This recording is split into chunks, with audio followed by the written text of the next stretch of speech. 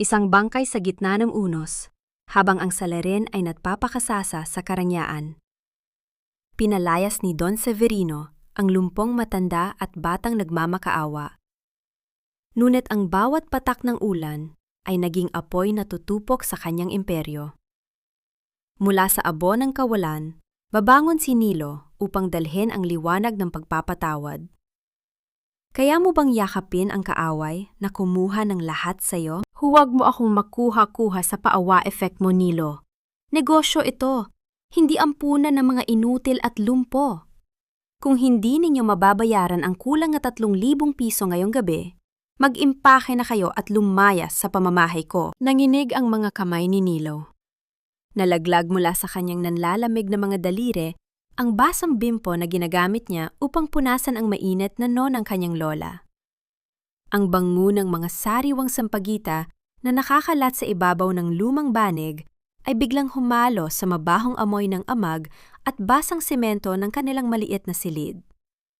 Sumikip ang kanyang lalamunan, tila may natuyong abo na nakabara doon, dahilan upang hindi siya makahinga ng maayos. Ang malakas na buhos ng ulan sa labas ay tila naging isang malabong ugong na lamang sa kanyang pandinig, habang ang bawat tibok ng kanyang puso ay naging kasing bigat ng hampas ng martilyo sa kanyang dibdib.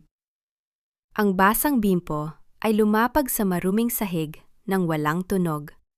Dahan-dahang sumipsip ng dumi ng silid na naging saksi sa lahat ng kanilang pagtitiis. Bakit ba ang tadhana ay tila isang malupit na laro kung saan ang mga walang laban at tapat ang laging talo at pinarurusahan? Inayos ni Nilo ang kanyang pagkakaluhod sa tabi ng katre ng kanyang lola.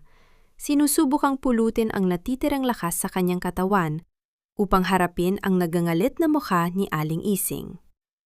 Ang tagapamahala ng tenement ay nakatayo sa may pintuan, nakapamaywang habang ang kanyang basang payong ay nagpapatak ng tubig sa sahig na lumilihan ng maliliit na maputik na agos patungo sa banig ng matanda.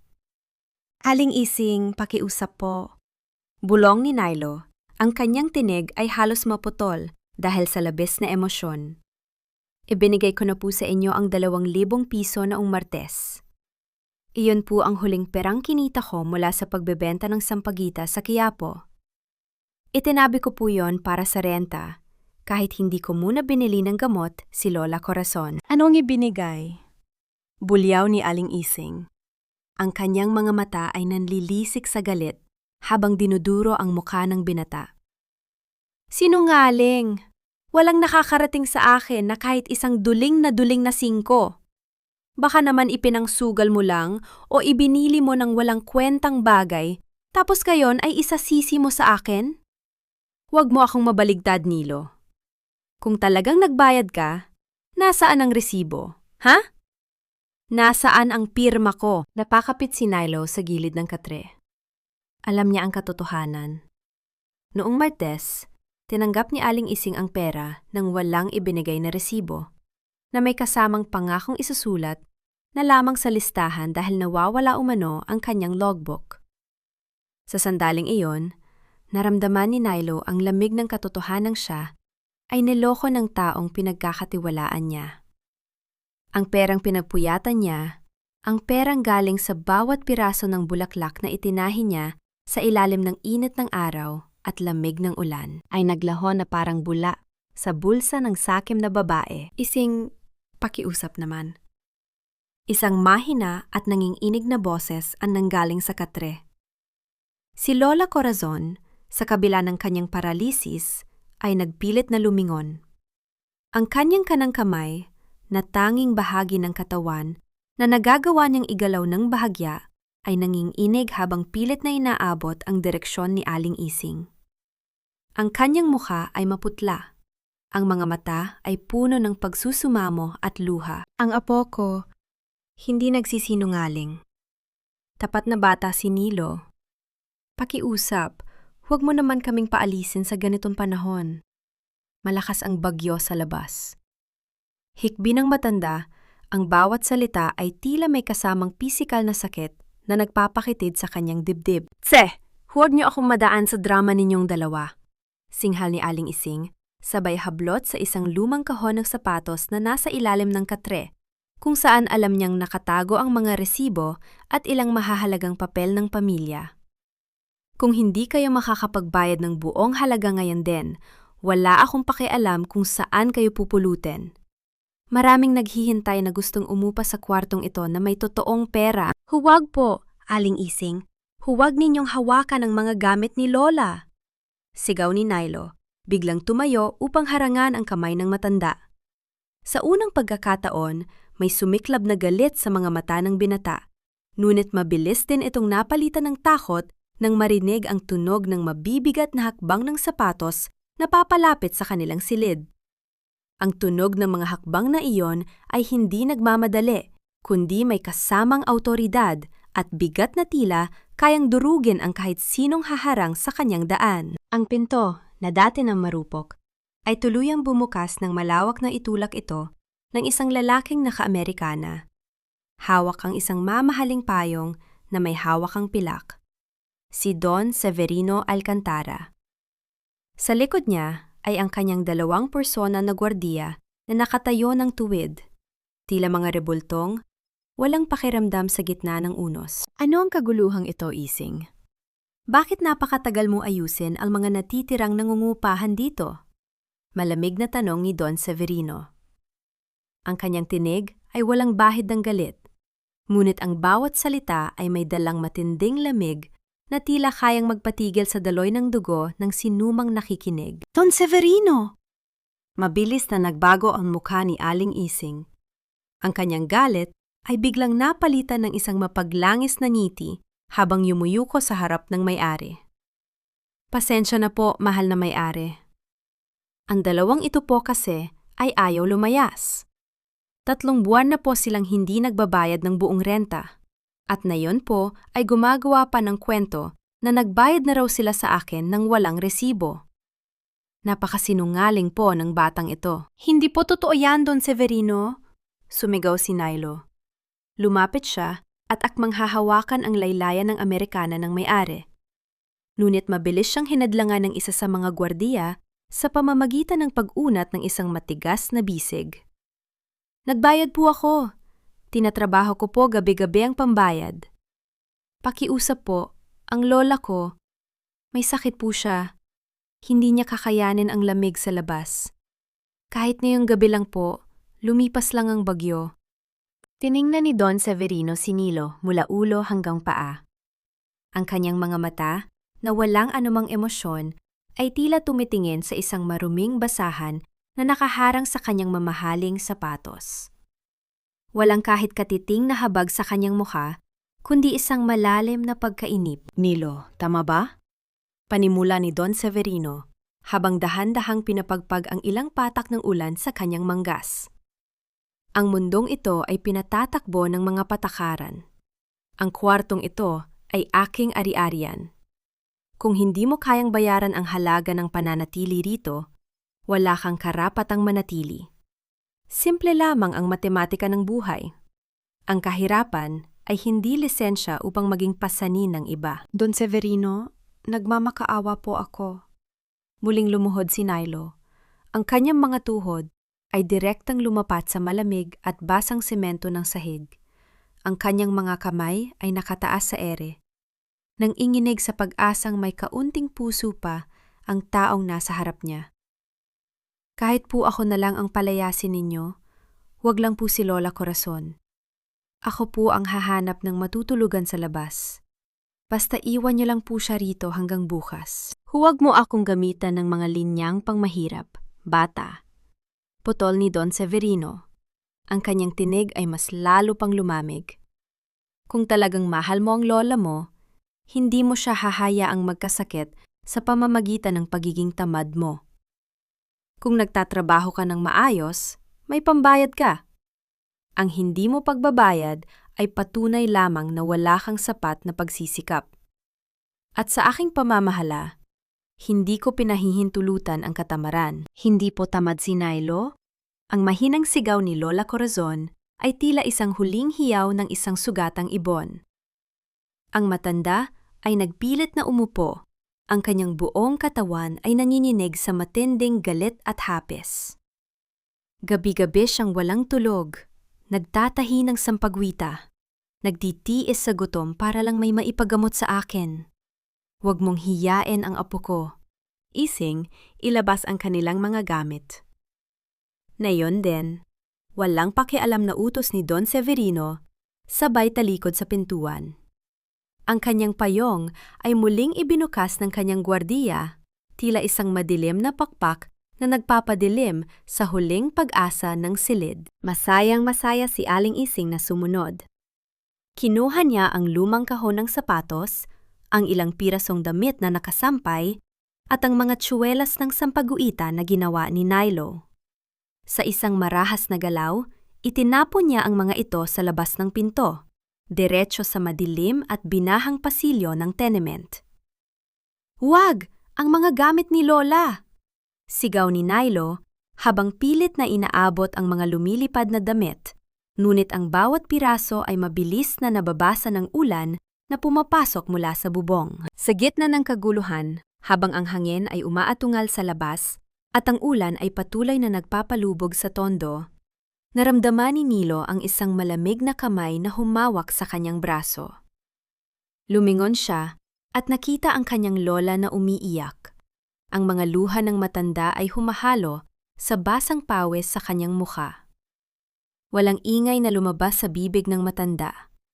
Ngunit ang kanyang mga mata ay naglalaman ng isang mensahe ng pagtanggap sa kanilang malupit na kapalaran. "Nilo, apo, tama na," bulong ng matanda sa kanyang isip, habang ang kanyang mahinang katawan ay dahan-dahang inihahanda para sa isang mahabang gabi sa ilalim ng unos. Nakatayo si Nilo sa gitna ng silid na unti-unti nang nawawalan ng laman.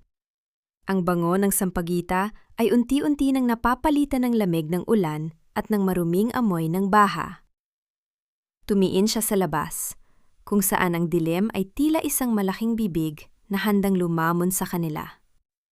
Saan niya dadalhin ang kanyang lumpong lola sa gitna ng ganitong kalakas na bagyo? May makikinig pa ba sa kanilang mga dalangin sa mundong pinatatakbo ng ginto at kasakiman? Ang pintuan ng kanilang silid ay marahas na isinarado ni Aling Ising na nag-iwan sa kanila sa malamig na koridor, habang ang tunog ng susi na umiikot sa kandado ay tila huling hatol ng kamatayan sa kanilang nag-iisang tahanan. Ang bigat ng bawat piraso ng sampagwita ay tila timbang ng isang buong mundo na nakapatong sa aking mga balikat. Ngunit mas mabigat ang bawat hininga ni Lola na tila humihingi ng tawad sa akin dahil sa kanyang pagkakasakit. Sa ilalim ng malabong liwanag ng isang maliit na kandilang unti-unti nang nauubos ang mitsa, patuloy ang mabilis ngunit maingat na paggalaw ng mga daliri ni Nilo. Ang bawat tusok ng karayom sa masiselang talulot ng sampaguita ay tila tumatagos din sa kanyang sariling balat na nanginginig dahil sa pagod at gutom. Ang halimuyak ng mga bulaklak na dati ay nagbibigay sa kanya ng pag-asa, ngayon ay tila isang malungkot na paalala ng kanilang kalagayan. Mabango sa pang-amoy ng iba, ngunit puno ng pait para sa mga taong nagtatahi nito sa gitna ng dilim. Ang bawat patak ng ulan na tumatago sa butas-butas na bubong ng kanilang pansamantalang silungan ay tila bilang ng bawat minutong lumilipas patungo sa isang kinabukasang hindi nila alam kung saan sila pupulutin. Nang sumikat ang araw na tila wala ring balak magbigay ng init, dahan-dahang lumapit si Nilo sa kanyang lola na nakahiga sa isang manipis na sapin ng karton. Inabot niya ang kamay ng matanda at idinampi ang kanyang noo rito. Ang tradisyonal na pagmamano na puno ng paggalang at pagmamahal. "Mag-iingat ka, apo." Mahinang bulong ni Lola Corazon, ang kanyang tinig ay tila gasgas na plaka na halos hindi na marinig dahil sa hina. "Huwag mong pilitin ang sarili mo kung hindi na kaya. Ang mahalaga ay magkasama tayo. Huwag po kayong mag-alala, may itinatabi pa akong kaunting lakas.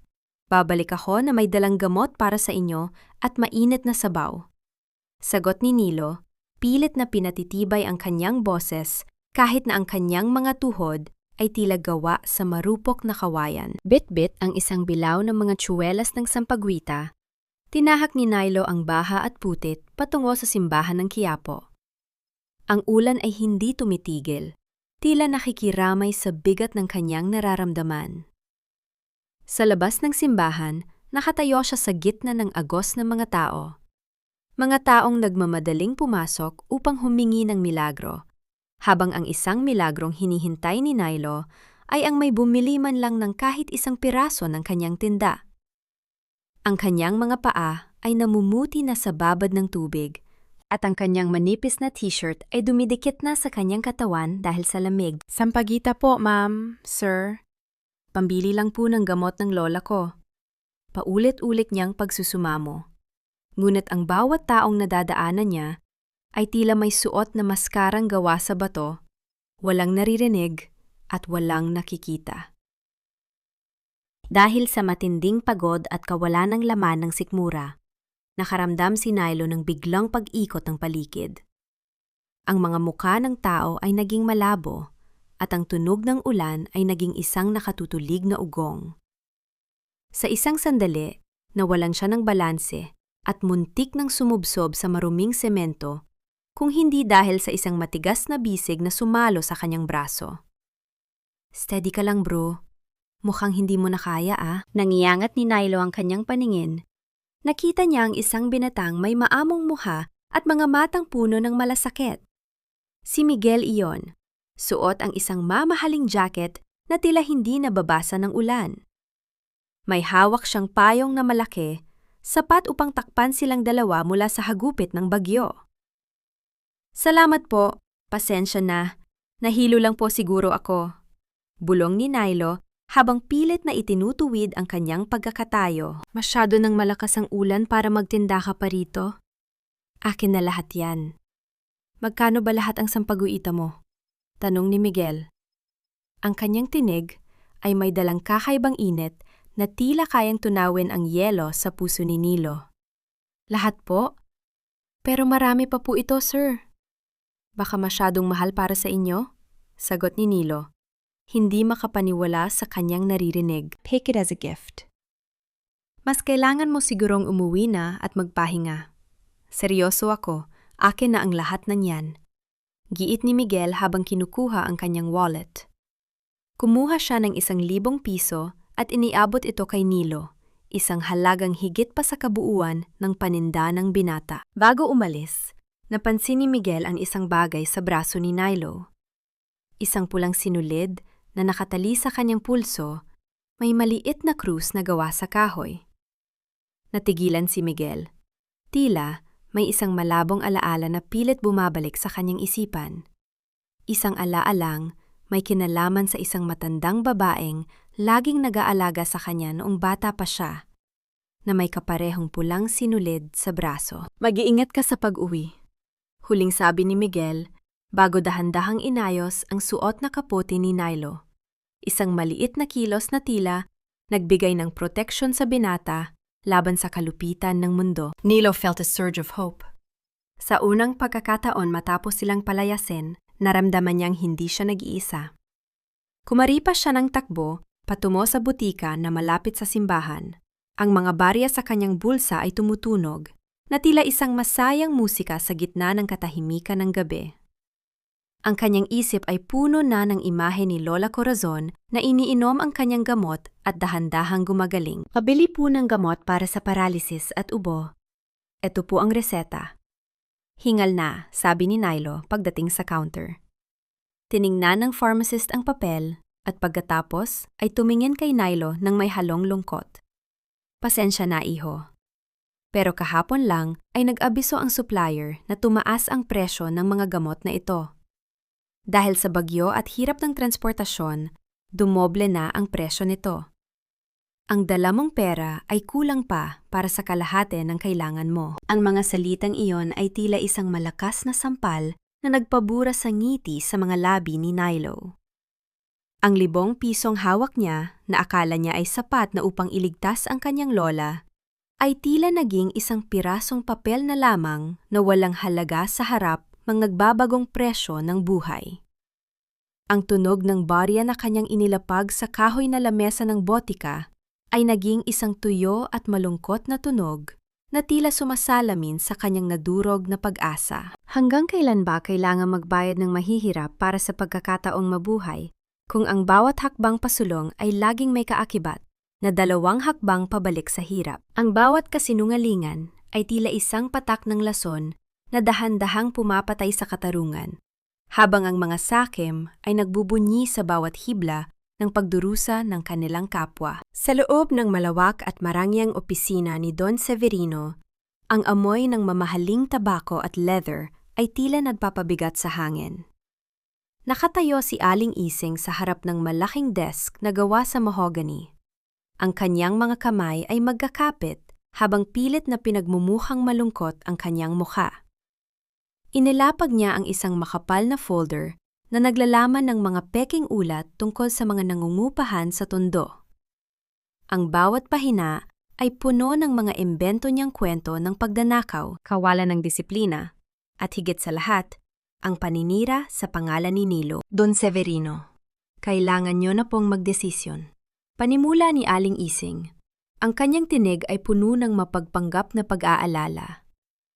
Yung batang si Nilo, nako, siya po ang utak ng kaguluhan doon. Nalaman ko pong nambubuyo siya sa ibang mga kapitbahay na huwag nang magbayad ng renta. Sabi niya raw po, wala kayong puso at dapat lang na pagtulungan kayong pabagsakin.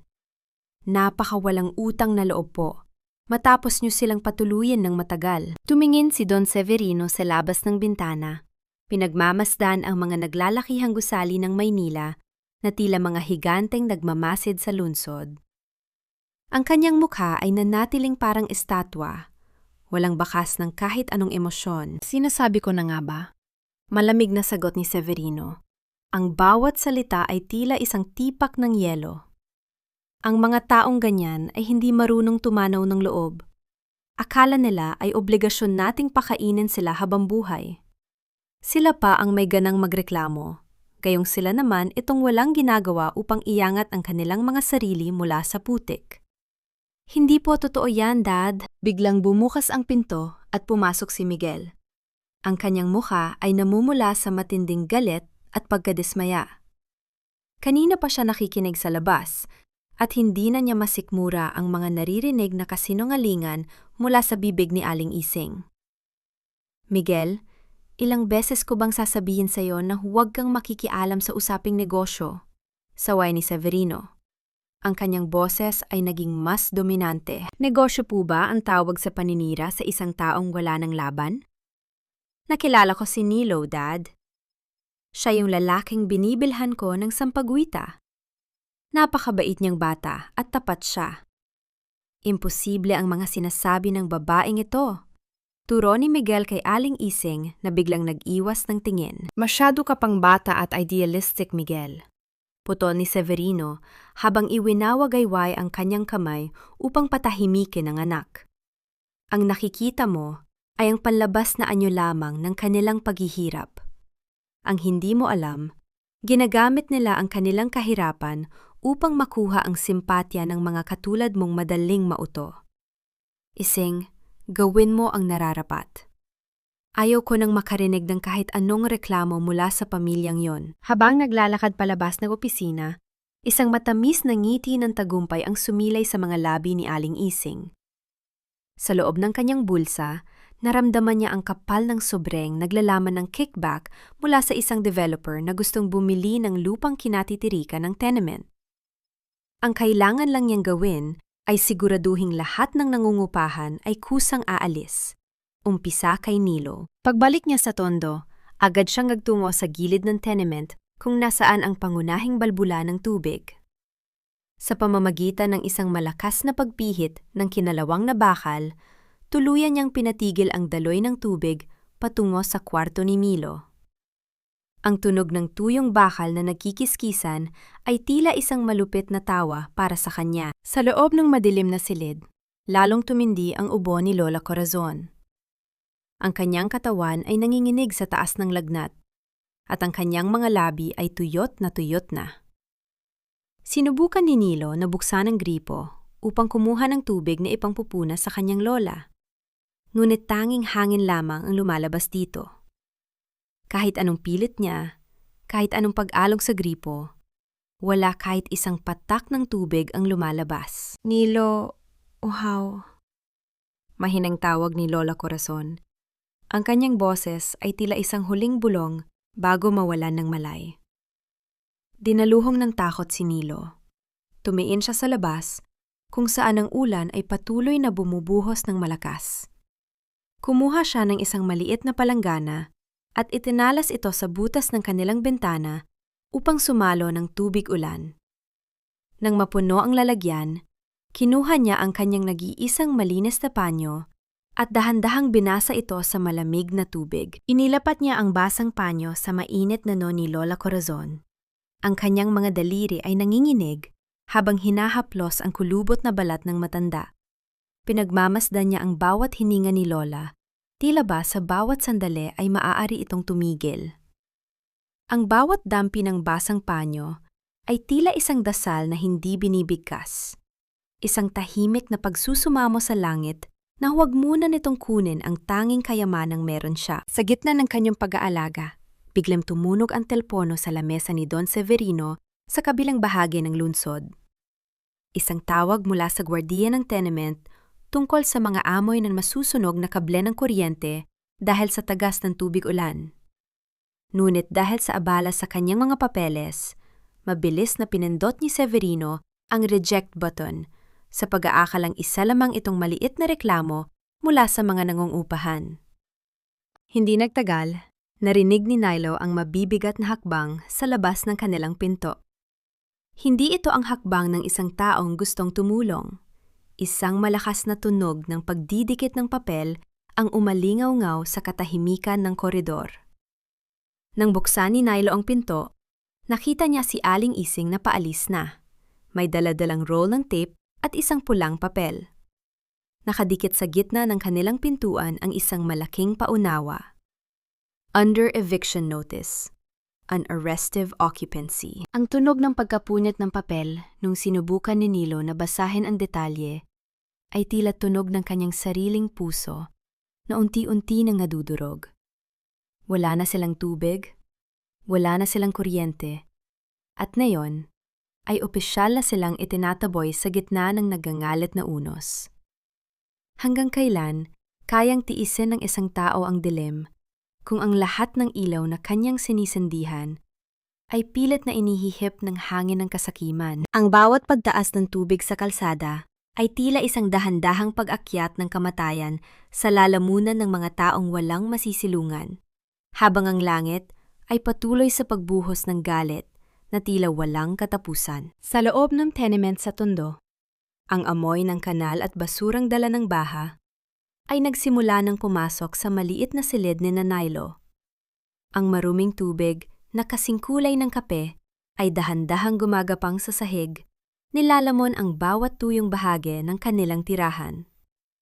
Si Lola Corazon ay nakahiga sa kanyang katre. Ang kanyang mga binti na wala ng pakiramdam ay unti-unti nang inaabot ng malamig na tubig. Ang bawat pangininig ng kanyang katawan ay tila isang tahimik na pagsusumamo sa kaitaasan na tapusin na ang kanyang paghihirap. Ngunit ang tadhana ay tila may iba pang balak. Sinubukan ni Nilo na harangan ang pintuan gamit ang mga basahan at lumang karton. Ngunit ang lakas ng agos ng baha ay hindi kayang pigilan ng anumang piraso ng basura. Ang bawat hampas ng hangin sa kanilang bintana ay nagdudulot ng ingay na tila isang dambuhalang nagangalit, handang itumba ang buong gusali. Nilo, apo, lumikas ka na. Mahinang bulong ni Lola Corazon, ang kanyang mga labi ay nangingitim na sa tinde ng lamig. Huwag mo na akong intindihin. Iwan mo na ang matandang ito rito. Huwag niyo pong sasabihin yan, La. Hinding-hindi ko kayo iiwan. Sagot ni Nilo habang pilit na itinatataas ang katre ng Lola gamit ang mga lumang hollow blocks. Ang kanyang mga kalamnan ay nanginginig sa bigat at ang bawat ugat sa kanyang leeg ay lumalabas dahil sa matinding pagsisikap. Kinuha ni Nilo ang maliit na plastic kung saan nakatago ang 5 pisong ibinigay ni Miguel, kasama ang ilang pirasong barya na kanyang naipon. Alam niyang ito na ang huling pagkakataon. Kailangan niyang makiusap kay Aling Ising. Kailangan nilang manatili sa tuyong bahagi ng gusali kahit na yung gabi lang. Lumusong si Nilo sa baha na abot na hanggang tuhod. Ang bawat hakbang niya ay tila pagtulak sa isang makapal na pader ng tubig. Bit-bit ang kanyang huling mga tsuwelas ng sampagwita na nakalagay sa isang maliit na basket. Nagtungo siya sa opisina ni Aling Ising sa itaas na palapag. Pagdating niya roon, nakita niya ang babaeng masayang nagbibilang ng mga perang papel sa ilalim ng liwanag ng isang emergency lamp. Aling Ising, pakiusap po. Hingal na sabi ni Nilo. Ang kanyang buong katawan ay basang-basa at nanginginig sa ginaw. Heto po ang 1,000 piso. Pambawas lang po sa utang namin. At heto po, mga sariwang sampagwita. Alay ko na po sa inyo. Basta payagan niyo lang po kaming lumipat sa bakanteng kwarto sa itaas kahit na yung gabi lang. Lubog na po sa baha ang kwarto namin sa ibaba. Tumingin si Aling Ising sa pera, pagkatapos ay sa mga bulaklak, at huli sa hitsura ni Nilo na tila isang basang sisiw. Isang mapanuyang tawa ang lumabas sa kanyang mga labi na tila ang paghihirap ng binata ay isang libangan para sa kanya. 1,000? Muling bulyaw ni Aling Ising habang dinudukot ang pera mula sa kamay ni Nilo. Ang lakas ng loob mong magpakita rito para sa 1,000 piso? Ang utang nyo ay higit pa sa 3,000. At itong mga bulaklak na ito, anong gagawin ko rito? Gagawin kong kwintas para sa aso ko? Kinuha ni Aling Ising ang basket ng sampagita at lumakad patungo sa pasilyong nakaharap sa baha sa labas. Sa isang marahas na galaw, binitawan niya ang basket. Ang mga puting bulaklak na pinagpuyatan ni Nilo na itahi ng may kasamang pagmamahal at dasal ay nahulog sa maruming agos ng tubig baha sa ibaba. Ang mga ito ay mabilis na nilamon ng putik at dumi, tila mga pangarap na itinapon sa basurahan. Iyan ang halaga ng pagsusumamo mo, Nilo. Walang kwenta, singhal ni Aling Ising. Yang 1,000 mo, kukunin ko bilang danyos sa abalang ginawa mo sa akin. Pero huwag kang aasang makakalipat tayo. Ang utos ni Don Severino ay malinaw. Lahat ng hindi bayad, kailangang umalis. At ngayong gabi, may mga taong darating para siguraduhing susunod kayo. Nakatitig lamang si Nilo sa bahaging pinagbagsakan ng kanyang mga bulaklak. Ang kanyang mga mata ay tuyo, ngunit sa loob ng kanyang dibdib, may isang bahagi ng kanyang pagkatao ang tuluyan ng nadurog. Ang bawat patak ng ulan sa kanyang mukha ay tila naging mainit na luha, ngunit hindi niya ito pinayagang lumabas. Ang kanyang paningin ay nagdilim, at ang tunog ng ulan ay naging isang malakas na hiyaw sa kanyang isipan. Sa kabilang dako, sa loob ng kanyang magarang opisina, hawak ni Don Severino ang kanyang telpono. Isang teknisyan ang nasa kabilang linya, muling nagbabala tungkol sa tumatagas na tubig sa main electrical panel ng tenement. Don Severino, kailangan na po nating patayin ang kuryente sa buong gusali. Maaari pong magkaroon ng pagsabog o sunog anumang sandali. Ulat ng teknisyan. Huwag kang magdesisyon para sa akin, sagot ni Severino habang tinitingnan ang kanyang relo. May mga mahalagang gamit pa akong kailangang ilabas doon bago ang demolisyon bukas. Mananatiling bukas ang kuryente hanggang sasabihin ko. Huwag mo akong abalahin sa mga maliit na bagay. Ibinaba ni Severino ang telepono at tumingin sa labas. Nakita niya ang mga gwardyang kinuha niya. Handa nang sumabak sa baha upang isagawa ang kanyang utos. Para sa kanya, ang baha ay isang pagkakataon upang linisin ang kanyang lupain mula sa mga taong itinuturing niyang peste. Nang makabalik si Nilo sa kanilang kwarto, ang tubig ay abot na hanggang baywang. Ang bawat kagamitan nila ay lumulutang na sa paligid. Inabot niya ang kamay ni Lola Corazon at sa ilalim ng madilim at basang silid, naramdaman niya ang malamig na liwanag ng mga flashlight na nagbumula sa labas. Ang tunog ng mga mabibigat na sapatos na lumulusong sa tubig ay papalapit na sa kanilang pinto. Ang hatol ay narito na. Hindi na ito isang paunawa sa papel. Ang kalupitan ng tao ay tila mas mabilis pang kumilos kaysa sa bagsit ng kalikasan. Huwag mong itulad ang sarili mo sa akin, bata. Ang mga langaw ay hindi kailanman magiging agila, kahit gaano pa sila magmakaawa sa ilalim ng ulan. Ang tinig ni Don Severino ay mas malamig pa sa tubig baha na unti-unti nang pumapasok sa loob ng kanila silid. Nakatayo siya sa tuyong bahagi ng pasilyo, protektado ng kanyang mga gwardiya, habang si Nilo ay nakalubog ang mga tuhod sa madilim at maruming tubig.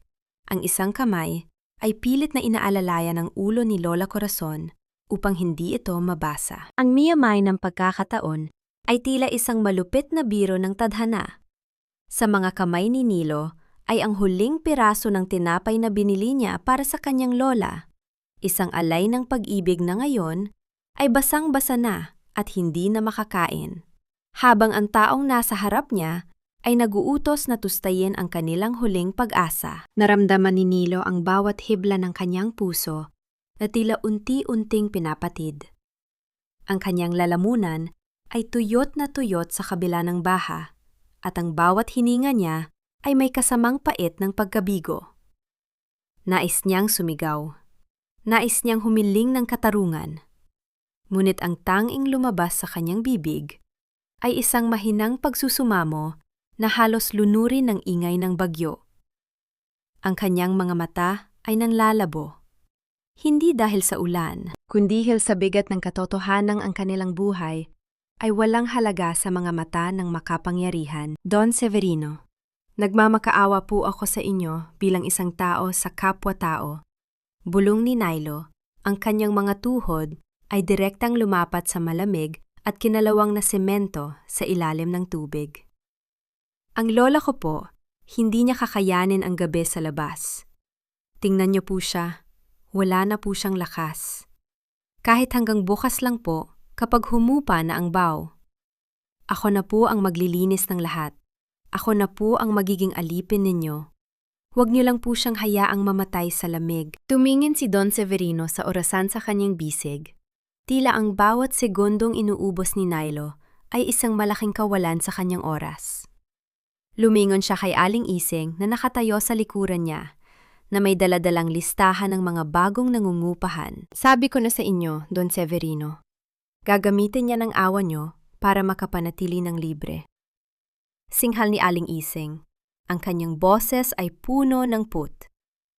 Tingnan niyo po, nagagawa pa niyang magdrama habang ang ibang tao ay nagbabayad ng maayos. Kung talagang mahal niya ang matandang yan, sana ay hindi siya naging pabaya sa kanyang mga obligasyon. Ang katamaran ay hindi dapat kinukonsenti ng isang katulad ninyo. Tiningnan muli ni Don Severino si Nilo. Ang kanyang muka ay nanatiling parang pader na bato. Ang kahirapan ay hindi isang dahilan upang maging iresponsable. Panimula ni Severino, ang bawat salita ay tila mga patalim na dahan-dahang humihiwa sa dangal ni Nilo. Kung nagsumikap ka, hindi kayo aabot sa ganito. Ang mangyayari sa inyo ngayon ay bunga ng iyong sariling mga maling desisyon at kawalan ng direksyon sa buhay. Huwag mong isisi sa akin ang iyong kabiguan bilang isang apo. Ang bawat tao ay arkitekto ng kanyang sariling kapalaran at mukhang ang itinayo mo ay isang bahay na gawa sa buhangin. Sa isang iglap, naramdaman ni Nilo ang pagguho ng lahat sa loob niya. Ang kanyang pagkatao, ang kanyang pagsisikap, ang lahat ng gabi ng pagpupuyat sa pagtatahi ng sampagwita ay binaliwala at tinawag na katamaran ng isang taong hindi man lang alam ang amoy ng pawis. Ang kanyang mga kamay ay nanginginig, hindi habil sa lamig, kundi dahil sa matinding pagpipigil na huwag sumabog sa galit. Ngunit ang galit na iyon ay mabilis na napalitan ng takot nang itulak ng mga gwardiya ang pintuan ng kanilang silid. Ilabas ang matandang yan, utos ni Severino. Huwag, sigaw ni Nilo. Pilit yang hinarangan ng katre, ngunit ang lakas ng dalawang lalaking armado ay sapat na upang itulak siya sa isang sulok. Maawa kayo, Lola! Narinig ni Nilo ang mahinang ungol ng sakit mula sa kanyang lola nang marahas na buhatin ng mga gwardiya ang katre nito upang ilabas sa pasilyo. Ang mga lumang kumot at ang ilang gamit na natitira sa kanila ay nagsilaglagan sa maduming tubig baha. Si Lola Corazon ay nakapikit lamang.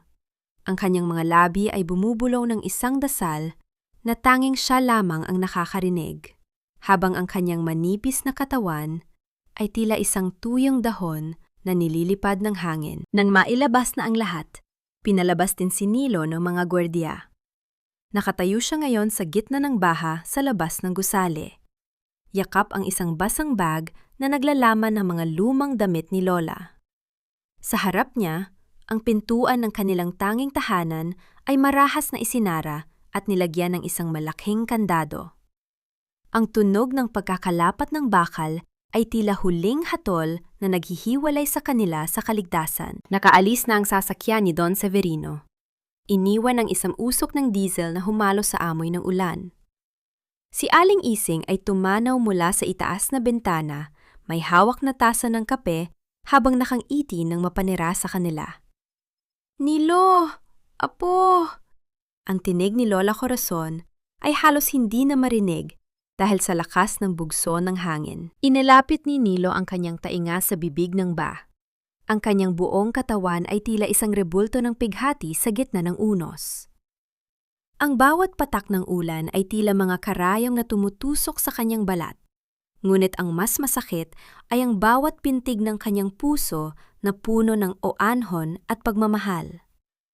Saan dadalhin ng isang pusong durog ang isang katawang wala nang lakas sa gitna ng mundong kasing lamig ng yelo? Iwan mo na ako rito, Nilo.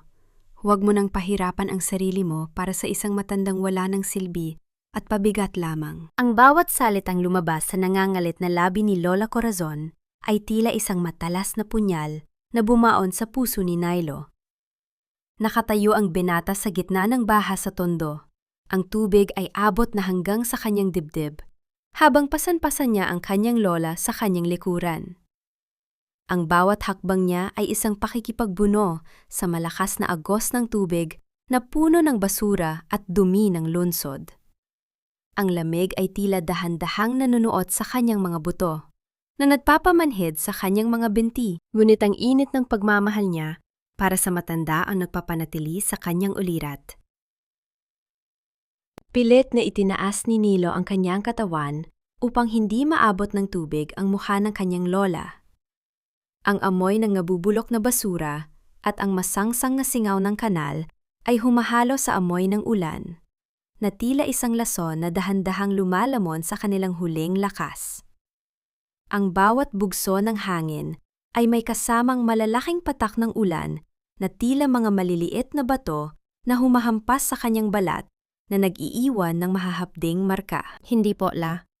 Hinding-hindi ko kayo iiwan," sagot ni Nilo. Ang kanyang boses ay nanginginig sa pagod at sa tindi ng emosyon. "Kung kailangang lakarin ko ang buong Maynila para lang makahanap tayo ng masisilungan, gagawin ko.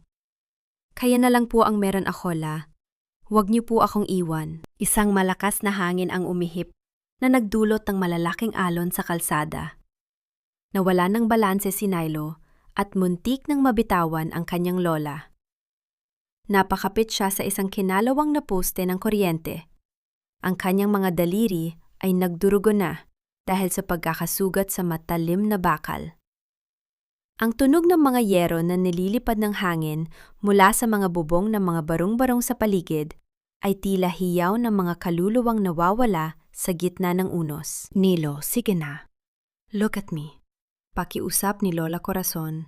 Ang kanyang mga kamay ay dahan-dahang bumibitaw sa leeg ng apo.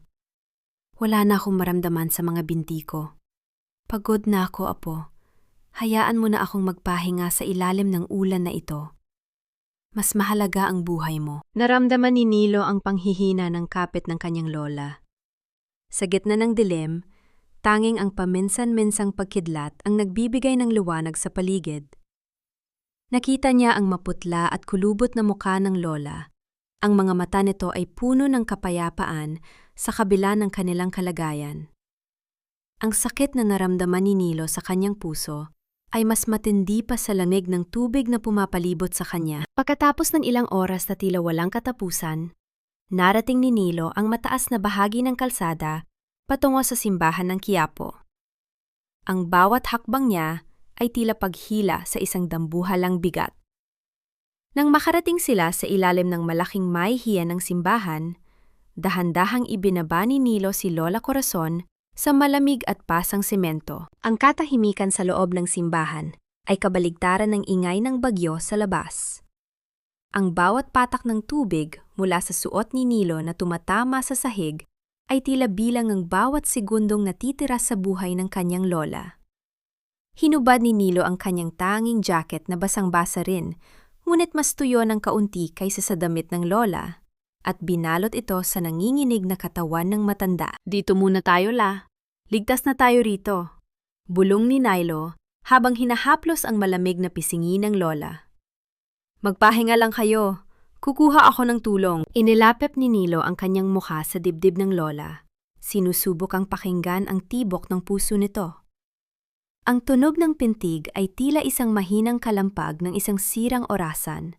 Mabagal, hindi pantay, at tila anumang sandali ay titigil na.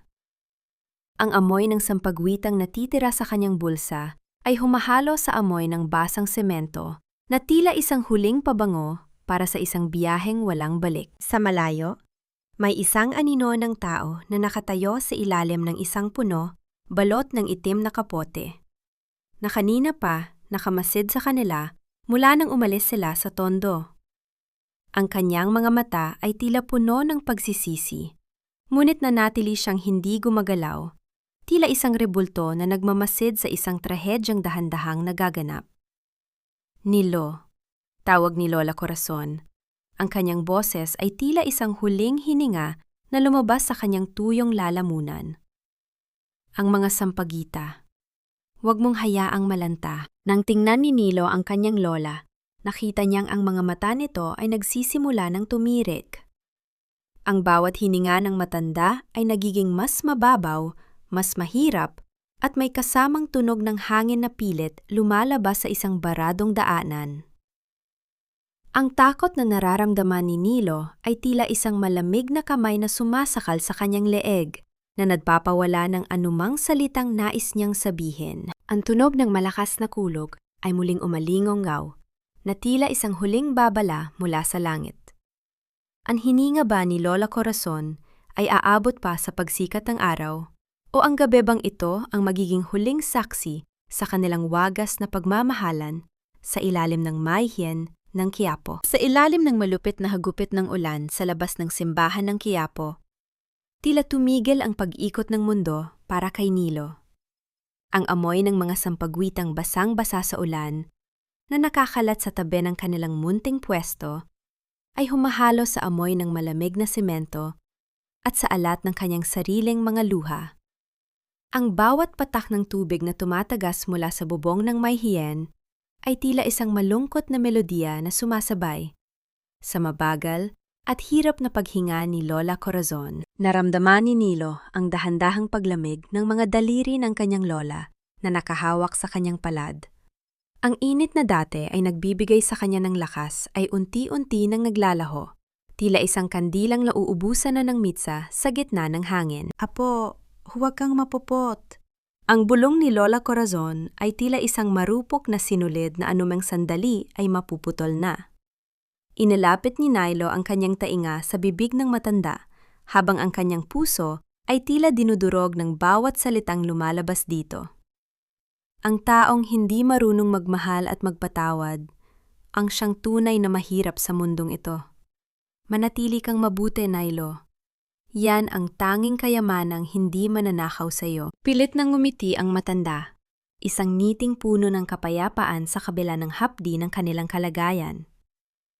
Ang kanyang mga mata, na dati ay puno ng buhay, habang nagkukwento tungkol sa kanilang pangarap, ay dahan-dahang naging malabo at tila nakatingin na sa isang lugar na malayo sa hirap ng tondo at sa lupit ni Don Severino. Lola, huwag niyo po akong iwan.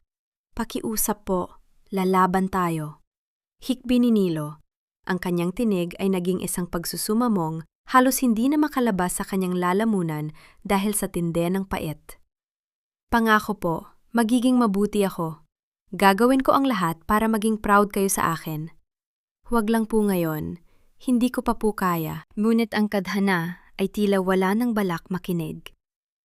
Ang nanginginig na kamay ni Lola Corazon ay dahan-dahang nawala ng lakas at lumaylay sa gilid ng kanyang katawan. Ang huling hininga na lumabas sa kanyang mga labi ay tila isang banayad na buntong hininga ng paglaya mula sa lahat ng sakit, gutom, at pang-aapi. Sa isang sandali, ang katahimikan sa ilalim ng Mayhien ay naging kasing bigat ng isang dambuhalang bato na dumagan sa dibdib ni Nilo. Hinakap ng mahigpit ni Nilo ang malamig na katawan ng kanyang lola. Ang kanyang mga sigaw ng pighati ay nilamon ng ingay ng kulog at ng walang tigil na buhos ng ulan. Wala nang sasagot sa kanyang mga tawag. Wala nang magmamano sa kanya sa umaga. Ang tanging natitira ay ang halimuyak ng sampaguita na tila nagbibigay ng huling basbas sa isang banal na kaluluwang pumanaw sa gitna ng dumi ng lungsod. Sa gitna ng kanyang pagluha, habang inaayos ni Nilo ang suot na damit ng lola, dahan-dahang may nalaglag mula sa bulsa nito. Isang lumang litrato na balot sa plastik, kupas na at may mga mansa ng panahon. Sa litratong iyon, nakalarawan ang isang sanggol na buhat-buhat ng isang batang babaeng kamukhang-kamuha ni Lola Corazon noong kabataan niya. At sa likod nito ay may nakasulat na pangalang Severino sa isang sulat kamay na puno ng pag-ibig. Ngunit dahil sa dilim at sa labis na pighati, hindi ito napansin ni Nilo. At ang litrato ay nanatiling nakatihaya sa malamig na semento. Kinuha ni Nilo ang isang piraso ng sampaguitang na nanatiling buo sa kabila ng bagyo. Marahan niya itong inilagay sa pagitan ng mga daliri ng kanyang lola, isang huling alay para sa tanging taong tumanggap at nagmahal sa kanya ng walang kondisyon. Ang puting kulay ng bulaklak ay tila nagniningning sa gitna ng madilim at maruming paligid ng Quiapo. Nang sumikat ang unang sinag ng araw, ang ulan ay tumigil na rin sa wakas. Tila natapos na ang pagluha ng langit. Ang paligid ay nagsimulang magising. Ang mga sasakyan ay nagsimula ng dumaan at ang mga deboto ay nagsimula ng dumagsa sa simbahan. Ngunit sa isang sulok ng Mayhien, nanatiling nakaupo si Nilo. Walang kibo at tila isang estatwa ng kalungkutan habang yakap pa rin ang pumanaw niyang lola. Ang kanyang mga mata ay walang kukurap na nakatingin sa kawalan, habang ang lamig ng gabi ay nananatili pa rin sa kanyang puso. Ang biyahe ni Lola Corazon ay natapos na sa ilalim ng lilim ng pananampalataya. Ngunit para kay Nilo, ang tunay na unos sa kanyang buhay ay nagsisimula pa lamang. Bakit kailangang dumanak ang luha ng mga inosente bago mamulat ang mga matang na bulag ng salapi? Ang bawat hakbang ni Miguel papasok sa kanilang mansyon ay tila paghatak sa isang mabigat na kadena ng kahihiyan. Ang amoy ng mamahaling kape at bagong luto na almusal na bumabalot sa malawak na silid kainan ay tila isang lason sa kanyang sikmura. Lalo na't naalala niya ang amoy ng baha at basang semento sa Quiapo. Nakaupo si Don Severino sa kabisera ng mesa. Maayos na nakasuot ng kanyang silk na robe, habang masusing binabasa ang mga ulat sa pananalapi sa kanyang tablet. Ang katahimikan sa loob ng bahay ay tila isang pader na naghihiwalay sa kanila sa kaguluhang nagaganap sa labas. Dad, kailangan nating mag-usap, panimula ni Miguel. Ang kanyang tinig ay nanginginig sa pagpipigil ng emosyon. Alam niyo ba kung anong nangyari sa mga tao sa Tondo kagabi? Alam niyo ba kung saan napunta ang pamilyang pinalayas niyo sa gitna ng baw? Hindi man lang nag-angat ng tingin si Don Severino. Ipinagpatuloy niya ang pag-inom ng kape bago sumagot sa kanyang karaniwang malamig na tono. Miguel, pumasok ka na naman sa usaping hindi mo naiintindihan. Ang negosyo ay hindi pinatatakbo ng emosyon. Ang mga taong iyon ay hindi nakatutulong sa paglago ng ating kumpanya. Pinalaya ko lang ang lupain mula sa mga pabigat. Pabigat? Dad, tao sila. May matandang lumpo at isang batang nagsusumikap lang mabuhay. Sigaw ni Miguel. Ang kanyang mga kamay ay nakakuyom sa ibabaw ng lamesa. Ang tunog ng pagbagsak ng kanyang mga kamao sa kahoy ay umalingaw-ngaw sa buong silid, na naging sanhi ng paghinto ng mga katulong sa kanilang ginagawa. Huwag mo akong sigawan sa sarili kong bahay! Tumayo si Severino. Ang kanyang mga mata ay nanlilisik sa galit. Ang mundong kinagagalawan mo, ang pagkaing kinakain mo, ay galing sa katatagan ng loob kong gumawa ng mahihirap na desisyon. Kung gusto mong maging santo, lumabas ka rito at mamuhay sa kalsada. Pero habang narito ka, susunod ka sa akin. Eksaktong sa sandaling iyon, isang katulong ang pumasok ng may pag-aalinlangan. May dala siyang isang plastic na bag na basang-basa at madumi. Sir Miguel, may isang lalaki po sa labas. Mang Tino raw po ang pangalan. Galing daw po sa Tondo. Ibinibigay po ito. Naiwan daw po ng maglola sa kalsada bago sila nawala. Mabilis na kinuha ni Miguel ang plastic. Sa loob nito ay ang ilang pirasong basang damit, isang lumang rosaryo, at ang kupas na litratong nalaglag kay Lola Corazon sa Quiapo. Nang makita ni Miguel ang litrato, tila tumigil ang pagdaloy ng dugo sa kanyang buong katawan. Isang batang babae na may maamong mukha ang may karga sa isang sanggol. Sa likod nito, may nakasulat na bahagyang nabura na ng tubig. Para sa aking alagang si Severino. Huwag mong kakalimutan ang iyong yaya, Corazon. Naramdaman ni Miguel ang matinding pagkahilo. Ang matandang pinalayas ng kanyang ama, ang matandang hinayaan na lang mamatay sa lamig, ay ang mismong taong nag-aruga sa kanyang ama noong ito ay wala pang muwang. Ang mon ne antin o utang na loob na dapat ay habambuhay na pinahahalagahan ay binalik ng kanyang ama sa pamamagitan ng pagtataboy sa gitna ng unos. Dad, tingnan niyo ito, bulong ni Miguel. Ang kanyang boses ay puno ng pait. Inilapag niya ang litrato sa harap ni Severino. Siya si Lola Corazon. Siya yung yaya na lagi niyong ikinukwento na nagligtas sa inyo noong nasunog ang lumang bahay niyo. Siya yung taong pinalayas niyo kagabi. Saglit na napatitig si Don Severino sa litrato. Ang kanyang mukha ay dumaan sa iba't ibang emosyon. Pagkagulat, pagkakilala, at pagkatapos ay isang matinding pagtanggi. Ngunit sa halip na humingi ng tawad, ang kanyang pagkamataas ay nanaig. Marahas niyang hinablot ang litrato at pinilas ito bago itinapon ang isang bahagi sa lalagyan ng basura. Wala na si Corazon. Matagal na siyang pumanaw. Sinusubukan lang nilang lokohin tayo para makakuha ng pera. Hindi ka na lang pala walang puso, Dad?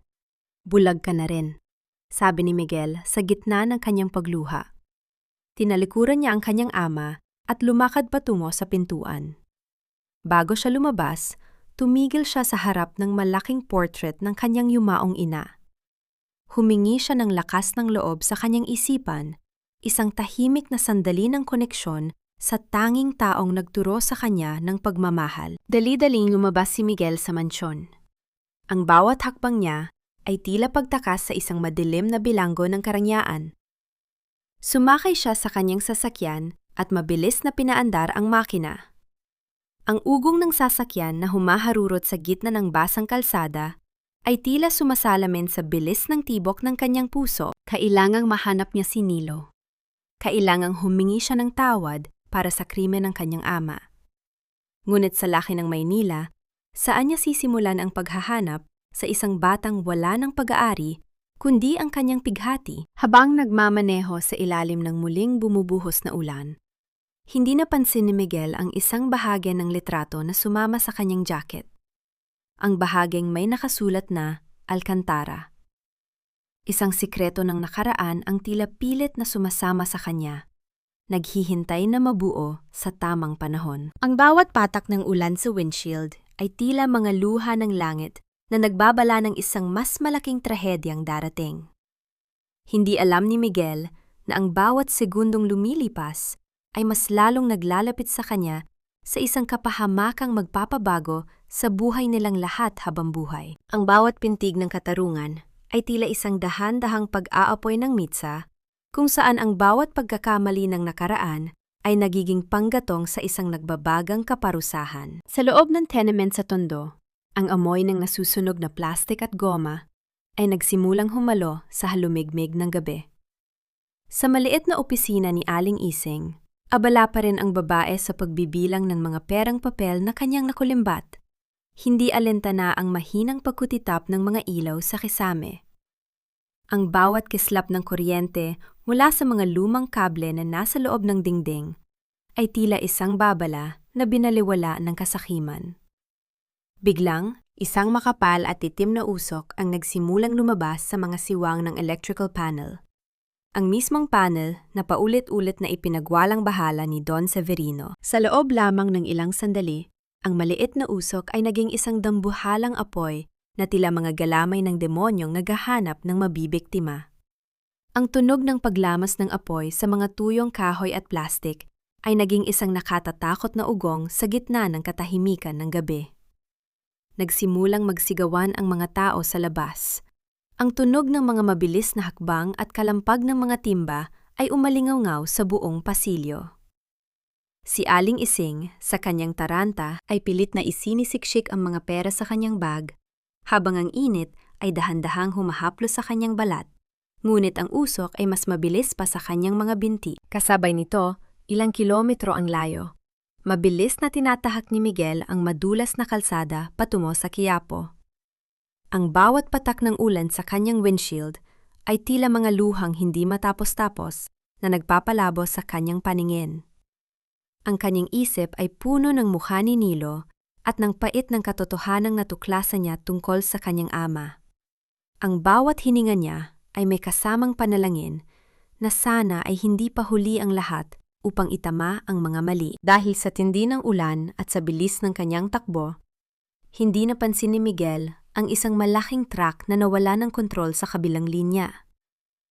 Sa isang iglap, ang tunog ng nagkikiskisang bakal at ang pagkapunit ng metal ay bumalot sa buong kalsada. Ang unahan ng sasakyan ni Miguel ay nayupi na parang lata sa tindi ng pagtama sa dambuhalang sasakyan. Ang tunog ng pagkabasag ng mga salamin ay tila libu-libong kristal na bumabagsak sa semento, na sumasabay sa malakas na bugso ng hangin. Sa ilalim ng mahihiya ng isang lumang punerarya malapit sa Quiapo, nakaupo si Nilo sa tabi ng simpleng kabaong ng kanyang lola. Ang katahimikan ng gabi ay biglang binasag ng isang malakas na tunog ng pagbabanggaan mula sa kalsada. Ang tunog ng pagkaladkad ng mabigat na baka sa semento ay naging sanhi upang mapatayo ang binata. Ang amoy ng gasolina at usok mula sa kalsada ay mabilis na nakarating sa kanyang kinalalagyan. Dala ng kanyang likas na kabutihan, hindi nag-atubili si Nilo. Lumabas siya sa ulan at tumakbo patungo sa pinagmulan ng ingay. Sa gitna ng kalsada, nakita niya ang isang mamahaling sasakyan na halos hindi na makilala dahil sa pagkakayupi. Ang usok mula sa makina ay humahalo sa amoy ng ulan, at ang bawat patak ng dugo na humahalo sa baha sa kalsada ay tila isang malungkot na pinta ng trahedya. Dahan-dahang lumapit si Nilo sa nawasak na pintuan ng driver. Ang bawat hininga niya ay puno ng takot. Ngunit nang makita niya ang mukha ng taong nasa loob, tila tumigil ang pagtibok ng kanyang puso. Ang lalaking tumulong sa kanya sa labas ng simbahan, ang lalaking nagbigay sa kanya ng huling pag-asa, ay nakasubsob sa manibela, walang malay at duguang-duguan. "Nilo! Tulong!" Sigaw ng isang saksi sa malayo. Ngunit ang boses nito ay tila nanggagaling sa kailalim-iliman ng lupa sa pandinig ni Nilo. Ginamit ni Nilo ang lahat ng kanyang lakas upang buksan ang naipit na pinto. Ang bawat hatak niya sa bakal ay may kasamang hapdi sa kanyang mga kamay na sugatan pa rin mula sa gabi ng baw. Nang sa wakas ay mabuksan ang pinto, dahan-dahang inalalayan ni Nilo ang ulo ni Miguel. Ang bawat patak ng ulan sa mukha ni Miguel ay tila sinusubukang gisingin ang binata mula sa madilim na pagkakaidlip. Sa sandaling iyon, ang langit ay tila naglabas ng isang nakatutulig na kulog, na tila huling babala para sa lahat. Sa di kalayuan, makikita ang mapulang langit mula sa direksyon ng tondo. Ang tenement ay tuluyan ng nilalamon ng apoy. Ang imperyong itinayo ni Severino sa ibabaw ng luha ng iba ay dahan-dahang nagiging abo. Nakatayo si Nilo sa gitna ng kalsada. Hawak ang duguang katawan ni Miguel habang sa malayo ay nagliliyab ang kanyang nakaraan. Ang dalawang trahedyang ito ay tila mga agos ng ilog na nagtagpo sa isang punto, na nag-iiwan sa kanya sa gitna ng isang katanungang wala pang kasagutan. Sino ang tunay na biktima sa gabing ito?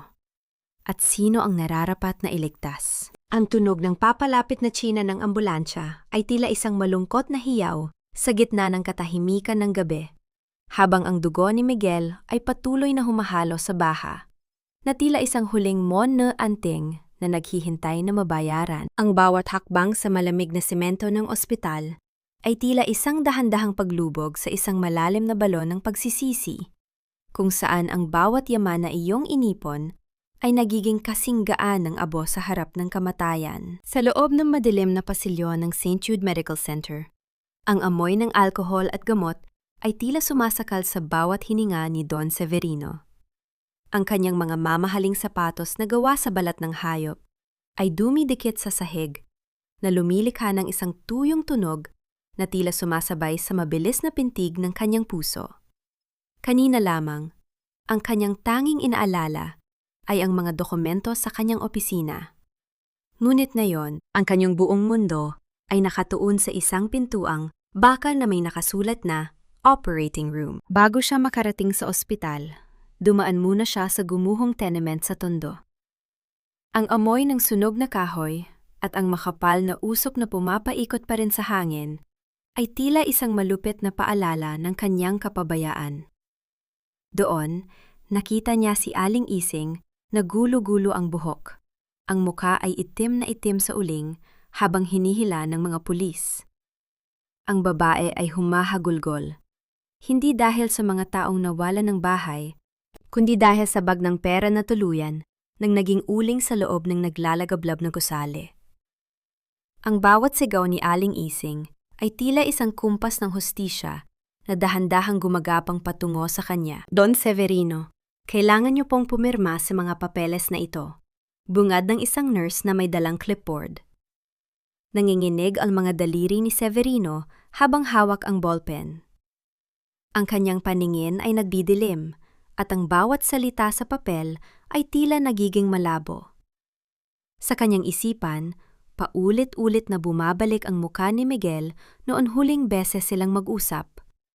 Ang galit at pait sa mga mata ng kanyang anak na ngayon ay nakaratay sa loob at nakikipaglaban para sa bawat hininga. Ilang sandali pa, lumabas ang isang doktor na may bakas ng matinding pagod sa kanyang muka. Tinanggal nito ang kanyang surgical mask at tumingin ng diretso sa mga mata ni Severino. Don Severino, nagawa na po namin ang lahat ng aming makakaya para sa ngayon. Panimula ng doktor, ang kanyang tinig ay mababa at puno ng seryosong tono. Ngunit kailangan niyo pong malaman na ang pinsala sa kanyang ulo ay maluba. Ang pagkakabangga ay nagdulot ng pagdurugo sa loob ng kanyang utak. Sa puntong ito, ang kanyang buhay ay nakadepende na lamang sa mga makina. Ang tanging magagawa natin ngayon ay maghintay at umasa sa isang milagro. Naramdaman ni Severino ang biglang panghihina ng kanyang mga binti. Napakapit siya sa pader. Ang kanyang mga kamay ay pilit na humahanap ng suporta sa malamig na tiles. Ang kanyang balat ay tila nawalan ng kulay, at ang bawat ugat sa kanyang noo ay tila puputok na dahil sa tindi ng tensyon. Ang lahat ng kanyang pera, ang lahat ng kanyang kapangyarihan na dati ay itinuturing ng Diyos, na yun ay wala, kahit anong halaga sa harap ng puting kisame ng ospital. Inilabas ni Severino ang kanyang pitaka, kumuha ng isang makapal na bantal ng pera at pilit itong iniabot sa doktor. Gawin niyo ang lahat! Iligtas niyo ang anak ko! Kahit magkano, kahit ubusin niyo ang lahat ng ari-arian ko, ibalik niyo lang ang buhay ni Miguel! Sigaw ni Severino. Ang kanyang boses ay tila isang hiyaw ng isang hayop na nasasaktan. Ibinaba ng doktor ang kamay ni Severino nang may paggalang, ngunit may katigasan. Hindi po pera ang kailangan ng anak ninyo ngayon, Don Severino. Ang kailangan niya ay isang dahilan para bumalik. May mga bagay sa mundong ito na hindi nabibili ng ginto, at ang buhay ay isa na roon. Huling sabi ng doktor bago ito dahan-dahang lumakad palayo. Naiwang mag-isa si Severino sa pasilyo. Tiningnan niya ang kanyang mga kamay. Mapuputi, malilinis. Ngunit sa kanyang paningin, ang mga ito ay tila dugo ang duguan. Ang bawat hininga niya ay tila may kasamang abo ng tundo.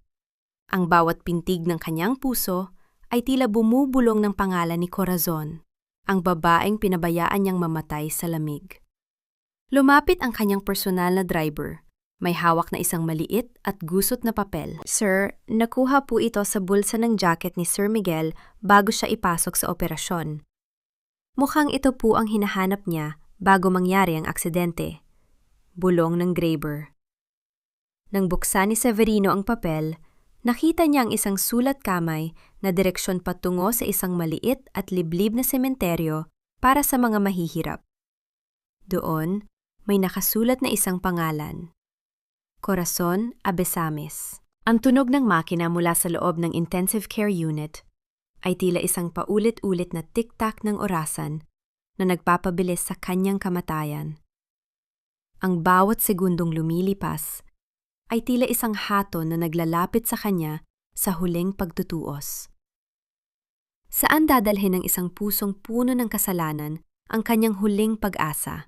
Kung ang taong maaari niyang hinga ng tulong ay ang mismong taong pinatay niya sa gutom at lamig, ang bawat bulong ng panalangin sa loob ng tahimik na silid ay tila isang marahang paghaplos sa isang pusong matagal ng naging bato na dahan-dahang nagbibitak sa tinde ng init ng pagsisisi. Sa loob ng maliit at madilim na kapilya ng ospital, ang amoy ng natutunaw na kandila at luma ng insenso ay tila nagbibigay ng bigat sa bawat hininga ni Don Severino.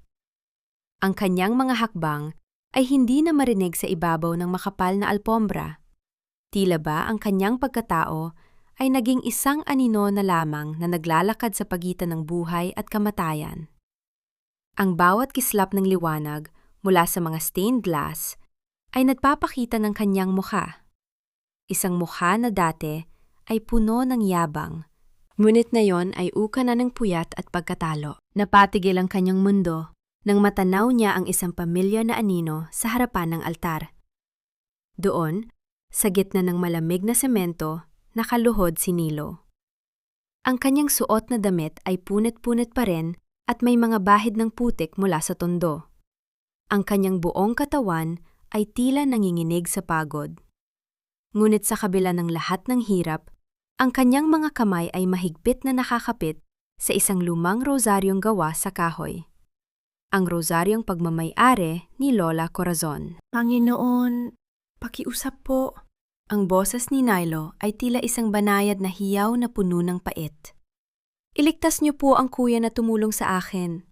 Siya lang po ang nagpakita ng kabutihan sa akin noong panahong wala na kaming matakbuhan ni Lola. Huwag niyo po siyang parusahan dahil sa mga kasalanang hindi niya ginawa. Kunin niyo na po ang lahat sa akin. Basta, huwag lang po ang buhay niya. Naramdaman ni Don Severino ang isang matalim na hapdi sa kanyang dibdib na tila may 1,000 karayom na sabay-sabay na tumutusok sa kanyang puso. Ang batang ito, na kanyang itinatwa at tinawag na basura, ay narito ngayon at isinasakripisyo ang kanyang sariling huling lakas para sa kaligtasan ng anak ng taong pumatay sa kanyang lola. Ang bawat salita ni Nilo ay tila isang malakas na sampal sa mukha ni Severino na nagpapaalala sa kanya kung gaano siya kaliit sa harap ng ganitong uri ng kadalisayan. Dahan-dahan lumapit si Severino. Ang kanyang mga tuhod ay tila gawa sa marupok na kawayan na anumang sandali ay bibigay na. Ang bawat pintig ng kanyang puso ay tila bumubulong ng salitang patawad. Isang salitang hindi pa niya kailanman binigkas sa buong buhay niya. Nilo. Mahina at nanginginig na tawag ni Severino. Lumingon ang binata. Ang kanyang mga mata ay mapula at puno ng luha. Ang kanyang muha ay bakas ng matinding pighati. Nang makita niya si Severino, hindi galit ang bumakas sa kanyang mga mata, kundi isang malalim na pagkahabag na mas lalong nagpadurog sa loob ng matanda. Don Severino, bulong ni Nilo habang pilit na tumatayo. Ang anak niyo po, Kumusta na po siya? Sabi po ng nurse, mahina pa raw po ang kanyang tibok ng puso. Bakit? Tanong ni Severino. Ang kanyang tinig ay halos maputol dahil sa hikbi. Bakit mo siya ipinagdarasal? Pagkatapos ng lahat ng ginawa ko sa inyo ni Corazon, pagkatapos kitang hiyain at itapon sa labas ng bahay ko, bakit narito ka at humihingi ng buhay para sa anak ko? Tumingin si Nilo sa krus sa harapan, pagkatapos ay muling tumingin kay Severino. Isang mapait na ngiti ang sumilay sa kanyang mga labi. Isang ngiti na tila nagdadala ng lahat ng pangara ni Lola Corazon. Dahil yan po ang huling turo sa akin ni Lola bago siya pumanaw. Sagot ni Nilo. Ang bawat salita ay tila may kasamang halimuyak ng sampagwita. Sabi niya po, ang pot ay isang bilangguan na tayo rin ang gumagawa. At si Kuya Miguel, hindi po siya ang kanyang ama. Siya po ang tanging taong nakakita sa akin bilang tao sa gitna ng ulan. Kung magtatanim po ako ng galit, baka mawala rin po ang huling alaala ng kabutihang iniwan sa akin ni Lola. Sa sandaling iyon, ang huling pader ng pagmamataas ni Don Severino ay tuluyan ng gumuho. Ang kanyang buong katawan ay nanginginig sa tindi ng pagsisisi at sa harap ng batang ito, ang makapangyarihang Don Severino ay dahan-dahang lumuhod sa malamig na semento.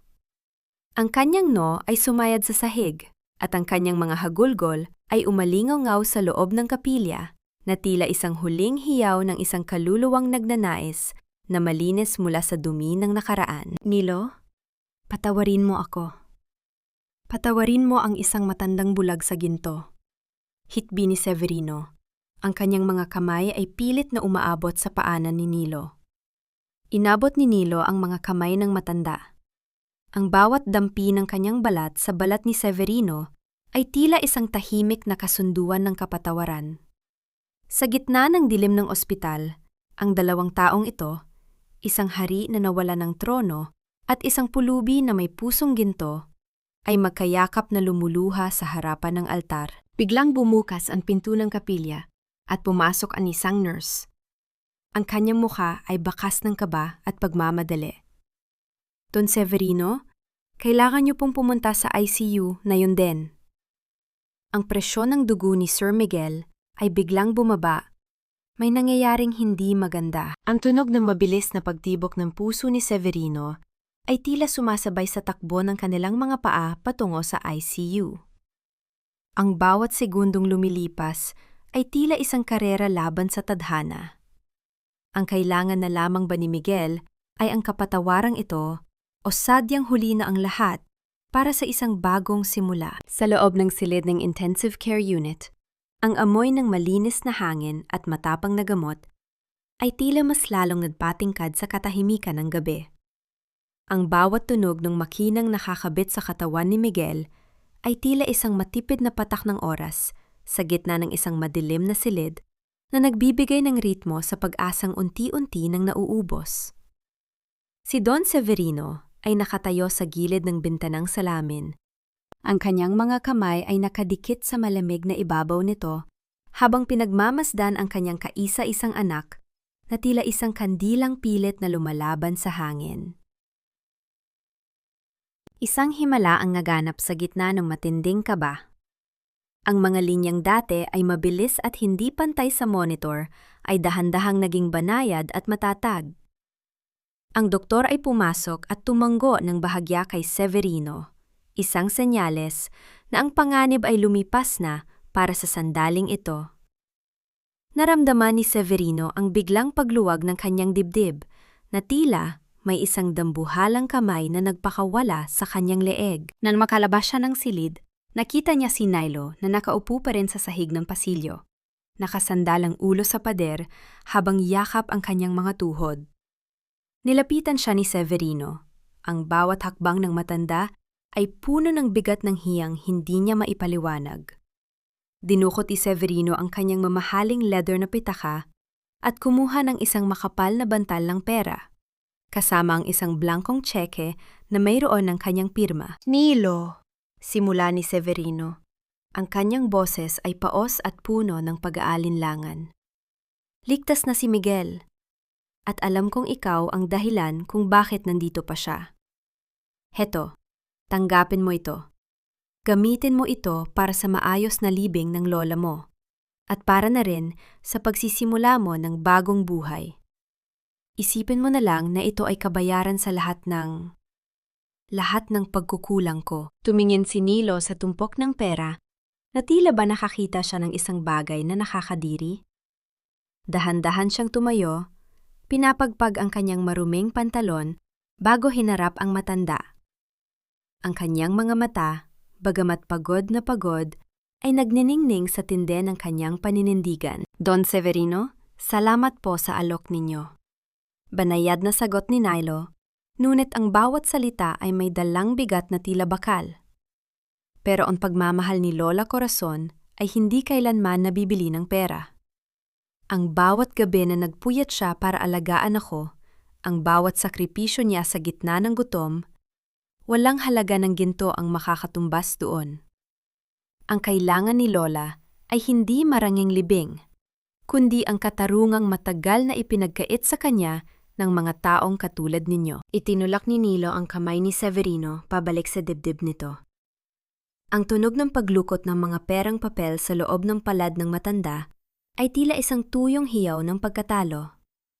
Aalis na po ako.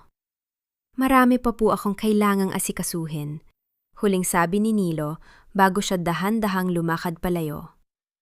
Ang kanyang likuran ay tila isang matibay na pader na hindi kayang tibagin ng anumang yaman. Naiwang nakatayo si Severino sa gitna ng pasilyo. Hawak ang perang, akala niya ay solusyon sa lahat. Sa unang pagkakataon, naramdaman niya ang tunay na kahulugan ng pagiging mahirap. Ang pagkakaroon ng maraming pera, ngunit walang kakayahang bumili ng kapatawaran o kahit na kaanting respeto. Ang bawat hininga niya ay tila may kasamang pait ng pagsisisi na hindi kayang lunurin ng kahit anong alak. Kinabukasan, lumuwas si Nilo patungo sa isang maliit at tahimik na dambana kung saan pansamantalang nakalagay ang ng tron ng kanyang lola. Umupo siya sa tapat nito, hinahaplos ang malamig na ibabaw ng lalagyan. Ang amoy ng sampaguita na dala ng hangin mula sa labas ay tila isang yakap na nagmumula sa kabilang buhay. Mag-isa na lang po ako ngayon, bulong ni Nilo. Ang kanyang mga luha ay muling pumatak sa semento. Pero huwag po kayong mag-alala. Gagawin ko ang lahat ng itinuro nyo. Magpapatawad ako, pero hindi ko kakalimutan kung sino ako. Miss na miss ko na po kayo la. Habang nagluluksa si Nilo, si Don Severino naman ay nasa loob ng kanyang opisina, kaharap ang kanyang matagal ng abogado. Ang sikat ng araw na tumatama sa kanyang lamesa ay tila nagpapakita ng bawat guhit ng katandaan at pagod sa kanyang mukha. Attorney Santos, kailangan kong baguhin ang lahat ng aking testamento, utos ni Severino sa isang seryosong tinig. At ang lupain sa Tondo, gusto kong ideklara iyon bilang isang permanenteng trust fund. Wala nang demolisyong mangyayari. May mas mahalaga akong gagawin sa lupang iyon. Lumipas ang ilang oras at bumalik si Nilo sa Tondo.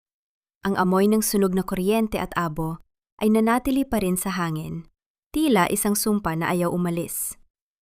Nakatayo siya sa gitna ng guho ng tenement. Ang kanyang mga paa ay tumatama sa mga itim na labi ng mga kagamitang dati ay bumubuo sa kanilang tahanan.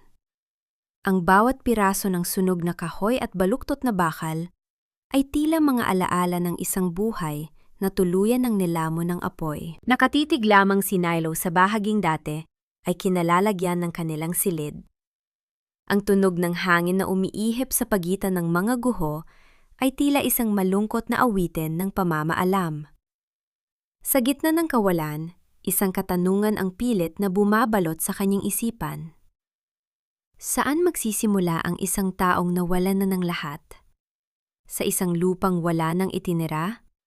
Kundi ang mga abo ng kahapon? Ang bawat piraso ng kaning isinusubo sa gitna ng gutom ay tila isang banal na sakramento ng pagkakaisa, na nagpapatunay na ang tunay na kayamanan ay wala sa laki ng tahanan, kundi sa lalim ng malasakit sa kapwa. Sa gitna ng mga itim na labi ng Kenemen sa tondo, ang amoy ng sunog na kahoy ay tila ayaw pa ring lisanin ang bawat sulok ng guho. Nakaupo si Nilo sa isang baligtad na timba, pinagmamasdan ang kawalan habang ang kanyang mga kamay ay dahan-dahang hinahaplos ang isang maliit na krus na gawa sa kahoy, isa sa mga huling bagay na naisalba niya. Ang katahimikan ay nabasag nang marinig niya ang tunog ng marahang mga hakbang sa ibabaw ng mga basag na tiles at uling. "Nilo, iho, kain ka muna. Kahit ilang kutsara lang." Lumingon si Nilo at nakita si Mang Tino, isa sa mga kapitbahay nilang nawalan din ng lahat. May dala itong isang maliit na mangkok ng lugaw na tila malabnaw, na dahil sa dami ng tubig, ngunit ang usok nito ay nagdadala ng init na mas hihigit pa sa anumang mamahaling pagkain. Sa paligid nila, ang ibang mga pamilya ay nagsisimula na ring magtayo ng mga pansamantalang silungan gamit ang mga butas-butas na lona at mga tirang yero. Ang tunog ng pagpukpok ng martilyo sa mga kinalawang na pako ay tila isang matatag na ritmo ng pagbangon. Sa isang sulok ng guho, kung nasaan dati ang kanilang silid, gumawa ang mga kapitbahay ng isang maliit na altar para kay Lola Corazon. Nilagyan nila ito ng mga puting sampaguitang pinitas mula sa isang maliit na bakuran sa malayo, at ang amoy nito ay dahan-dahang lumalaban sa amoy ng abo. Ang bawat kandilang itinitirik ng mga bata ay tila mga maliliit na bituin na bumabagsak sa lupa upang bigyan ng liwanag ang kanilang pighati. Biglang, ang katahimikan ng komunidad ay nabulabog ng pumasok ang isang malaking truck sa loob ng guho. Kasunod nito ang isang itim na sasakyan, ngunit sa pagkakataong ito, hindi ito ang sasakyang nakasanayan nilang kinatatakutan. Bumaba si Don Severino, hindi suot ang kanyang karaniwang Amerikana, kundi isang simpleng puting t-shirt at maong na pantalon na mabilis ting nadumihan ng putik at uling. Anong ginagawa ng taong yan dito? Sigaw ng isang nanay habang mahigpit na niyayakap ang kanyang anak. "Wala na kaming ibibigay sa'yo, Don Severino. Sinunog yun na ang mga buhay namin." Nagsimimulang magkaroon ng bulungan at kaguluhan. Ang tunog ng mga yabag ng mga tao na dahan-dahang pumapaligid kay Severino ay puno ng banta at puot. Ngunit sa halip na tumawag ng mga gwardiya, itinaas ni Severino ang kanyang mga kamay bilang tanda ng pagsuko. Dahan-dahan siyang lumapit sa kinalalagyan ni Nilo, bitbit ang isang malaking kahon ng mga delata at bigas. Hindi ako naparito para maningil o magpalayas. Panimula ni Severino, ang kanyang boses ay paos at tila may nakabara sa kanyang lalamunan. Naparito ako dahil napagtanto kong wala akong halaga kung wala ang mga taong tulad ninyo. Patawarin niyo ako sa lahat ng aking naging pagkukulang at kasakiman. Yumuko ang matanda, isang pagkilos na nagpatahimik sa buong tondo. Ang bawat patak ng pawis sa kanyang noo ay humahalo sa alikabok ng guho. Hindi mapaniwala ang mga tao sa nakikitang pagbabago sa dating malupit na Don. Si Mang Tino ay akmang magsasalita pa sana ng masama ng mag-isang maliit na batang babae na lumapit kay Severino. May daladalang isang baso ng tubig na nasa plastik na bote. "Sir, uminom po muna kayo. Mukhang pagod na po kayo." Sabi ng bata sa isang inosenteng tinig. Nanginginig ang mga kamay ni Severino habang tinatanggap ang tubig. Ang tunog ng pagbukas ng bote ay tila isang hudyat ng pagbasag sa pader na namamagitan sa kanya at sa mga taong matagal niyang minaliit. Sa unang pagkakataon, hindi siya tumingin sa kanila bilang mga numero o pabigat, kundi bilang mga kapwa-taong may pusong tumitibok. Pinagmasdan ni Nilo ang eksenang ito mula sa malayo. Nakita niya ang bawat galaw ni Severino, ang pagbubuhat ng mabibigat na sako, ang pakikipag-usap sa mga matatanda, at ang pagyuko sa harap ng altar ni Lola Corazon. Ang bawat pintig ng puso ni Nilo ay puno ng mga tanong. Sapat na ba ang mga sako ng bigas para mabura ang gabi ng bago? Maibabalik ba ng pagtulong ang buhay na kinuha na ng lamig? Habang lumulubog ang araw at nag-uumpisa ng magliyab ang mga maliliit na apoy para sa pagluluto, lumapit si Severino kay Nilo. May hawak siyang isang blueprint na bahagyang lukot na. Ang tunog ng pagbukas ng papel sa gitna ng katahimikan ng gabi ay tila isang pangako ng isang bagong simula. Nilo, hindi lang ito tungkol sa pagkain at damit. Bulong ni Severino, ang kanyang mga mata ay diretsong nakatingin sa binata. Gusto kong itayo muli ang lugar na ito. Pero hindi na ito tenement na pagmamay-ari ko. Gusto kong gawin itong isang may-am para sa lahat. At gusto kong ikaw ang maging katuwang ko sa bawat desisyon. Napatitig si Nilo sa blueprint. Ang bawat linya doon ay tila isang daan patungo sa paghilom. Ngunit ang sakit sa kanyang puso ay nananatili pa ring sariwa. Ang baw ba ng nakaraan ay tuluyan na bang humupa o may isa pang unos na naghihintay na sumubok sa kanilang bagong tatag na ugnayan? Ang tunog ng kuliglig sa paligid at ang mahinang awit ng mga nanay sa kanilang mga sanggol ay tila isang panalangin na lumilipad sa madilim na langit ng tondo. Ngunit sa likod ng bawat ngiti at pasasalamat, may isang lihim na hindi pa nasasabi. Isang lihim na maaaring sumira sa lahat ng sinisikap nilang buuin. Dad, nasaan si Nilo? Nasaan ang pamilyang dapat ay tinulungan natin? Ang mga unang salitang lumabas sa bibig ni Miguel pagdilat ng kanyang mga mata ay tila isang malakas na hampas ng katotohanan sa dibdib ni Don Severino. Nakaupo ang matanda sa tabi ng kama ng anak. Ang kanyang mga kamay ay mahigpit na nakahawak sa riles ng hospital bed, habang ang tunog ng bawat paghinga ni Miguel ay tila isang himalang ipinagkaloob ng langit. Ang puting liwanag ng silid ay nagpapakita ng bawat patak ng luha sa mga mata ni Severino, mga luhang hindi nagaling sa takot kundi sa isang malalim na pagpapakumbaba. Huwag kang mag-alala, anak. Maayos na ang lahat. At si Nilo, siya ang dahilan kung bakit narito ka pa, bulong ni Severino. Ang kanyang boses ay nanginginig habang hinahaplos ang noo ng anak. Alam ko na ang gagawin ko.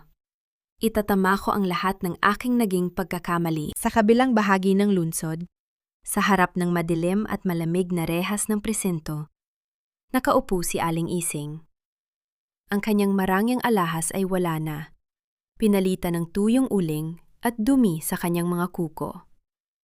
Ang tunog ng pagkakaladkad ng kanyang mga paa sa semento, habang kinakaladkad siya ng mga pulis, ay tila isang malungkot na ritmo ng kanyang pagbagsak. Ang bawat sigaw niya ng pagtanggi ay tila isang hungkag na tunog na hindi na pinakikinggan ng sinuman. Ang bawat perang ninakaw niya ay tuluyan ng naging abo, at ang tanging natira sa kanya ay ang bigat ng kanyang sariling konsensya na unti-unti nang lumalamon sa kanyang ulirat. Makalipas ang ilang araw, sa gitna ng guho ng tondo, nagtipon ang lahat ng mga nangungupahan. Ang sikat ng araw ay tila mas maliwanag kaysa sa mga nakaraang araw, na nagbibigay ng gintong kulay sa mga abo at putik. Tumayo si Don Severino sa gitna ng karamihan, kasama si Miguel na nakaupo sa isang wheelchair. Ang kanyang mukha ay maputla pa rin, ngunit puno ng pag-asa. Ang bawat mata ng mga tao ay nakatuon sa matandang Don. Ang tunog ng pagbukas ng isang malaking balumbon ng papel ay tila isang hudyat ng bagong panahon. Sa loob ng maraming taon, naging bulag ako sa inyong mga paghihirap. Panimula ni Severino, ang bawat salita ay tila isang taimtim na kumpisal. Akala ko ay pera ang nagpapatakbo sa mundong ito. Ngunit, itinuro sa akin ng isang batang walang-wala na ang tunay na lakas ay nasa pagmamahal at kapatawaran. Ang lupang ito ay hindi natatawaging Alcantara Tenement. Mula sa araw na ito, itatayo natin dito ang bahay ni Lola Corazon. Isang malakas na bulungan ng gulat at saya ang umalingaw-ngaw sa buong tondo. Ang bawat mukha ng mga matatanda at bata ay nagliwanag, tila ang baw ng nakaraan ay tuluyan ng itinaboy ng isang mainit na yakap. Ang may-am ay magiging libre para sa lahat ng mga biktima ng sunog, isang tahanan para sa mga walang masisilungan, at isang lugar kung saan ang bawat tao ay tatratuhin ng may danggal. Inilabas ni Severino ang isang maliit na susi na gawa sa tanso. May nakasabit na isang maliit na tuyong sampaguita. Lumapit siya kay Nilo at dahan-dahang inilagay ang susi sa palad ng binata. Ang tunog ng paglapat ng bakal sa balat ni Nilo ay tila isang opisyal na pagsasali ng kapangyarihan mula sa kasakiman patungo sa kabutihan. Nilo, gusto kong ikaw ang mamahala sa lugar na ito, sabi ni Severino. Ang kanyang mga mata ay puno ng tiwala. Ikaw ang nakakaalam ng amoy ng gutom at ang halaga ng isang masisilungan. Hindi sapat ang pera ko para pawiin ang sakit ng pagkawala ni Corazon. Pero sana ay payagan mo akong maging bahagi ng iyong pangarap na makatulong sa iba. Napatitig si Nilo sa susi. Pagkatapos ay sa mukha ni Miguel na nakangiti sa kanya. Naramdaman niya ang isang mainit na daloy ng emosyon sa kanyang dibdib, na tila ang bawat sugat na iniwan ng ulan at baha ay dahan-dahan ng naghihilom. Ang bawat pintig ng kanyang puso ay tila bumubulong ng pasasalamat kay Lola Corazon na alam niyang nakamasid mula sa kaitaasan. Para sa inyo ito, La. Bulong ni Nilo sa kanyang isipan, habang mahigpit na sinisiksik ang susi sa kanyang palad. Ngunit sa gitna ng kagalakan, isang anino mula sa nakaraan ang dahan-dahang lumilitaw sa gilid ng karamihan. Isang lalaking may dalang isang lumang itim na folder na naglalaman ng mga lihim na hindi man lang inakala ni Severino na muling mabubuksan. Sino ang lalaking ito?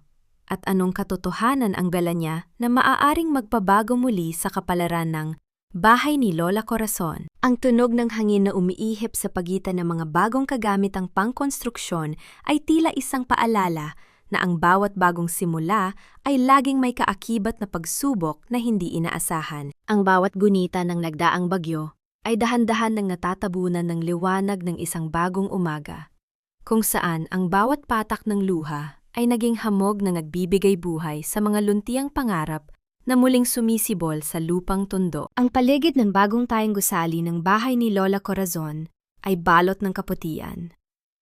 Ang bawat dingding ay bagong pintura, at ang bawat bintana ay nagniningning sa tama ng sikat ng araw. Ngunit higit sa lahat, ang hangin ay puno ng halimuyak ng libu-libong sariwang sampaguita na nakakabit sa bawat sulok ng Mayhien. Ang tunog ng masayang kwentuhan ng mga bata at ang mahinang awit ng mga ibon sa mga kalapit na puno ay tila isang banal na koro na nagdiriwang sa tagumpay ng pag-ibig laban sa pot. Nakatayo si Nilo sa gitna ng sementadong plaza, sa tapat ng isang maliit ngunit marangal na monumento ni Lola Corazon. Ang estatwa ay gawa sa puting bato, nagpapakita sa kanyang lola na tila may hawak na tsuwelas ng sampaguita habang nakangiti ng payapa. Hinawakan ni Nilo ang paanan ng estatwa. Ang kanyang mga daliri ay nanginginig sa tindi ng emosyon. Sa loob ng kanyang puso, tila naririnig niya ang malambing na boses ng kanyang lola na nagsasabing, "Salamat, Apo. Narito na tayo sa ating tunay na tahanan." "Lola, tingnan niyo po, hindi na po tayo magtatago sa baha," bulong ni Nilo habang ang isang mainit na luha ay dahan-dahang gumugulong sa kanyang pisngi. Ang bawat taong narito ay magkakaroon na ng masisilungang may dangal. Hindi na po nila mararanasan ang lamig na naranasan natin. Ang katahimikan ni Nilo ay dahan-dahang nabasag nang marinig niya ang tunog ng gulong ng wheelchair sa kanyang likuran. Si Miguel yun. Maayos na ang hitsura at may kulay na ang mga labi. Itinutulak ng kanyang amang si Don Severino.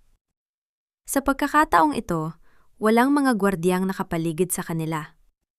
Ang matandang Don ay nakasuot lamang ng isang simpleng barong.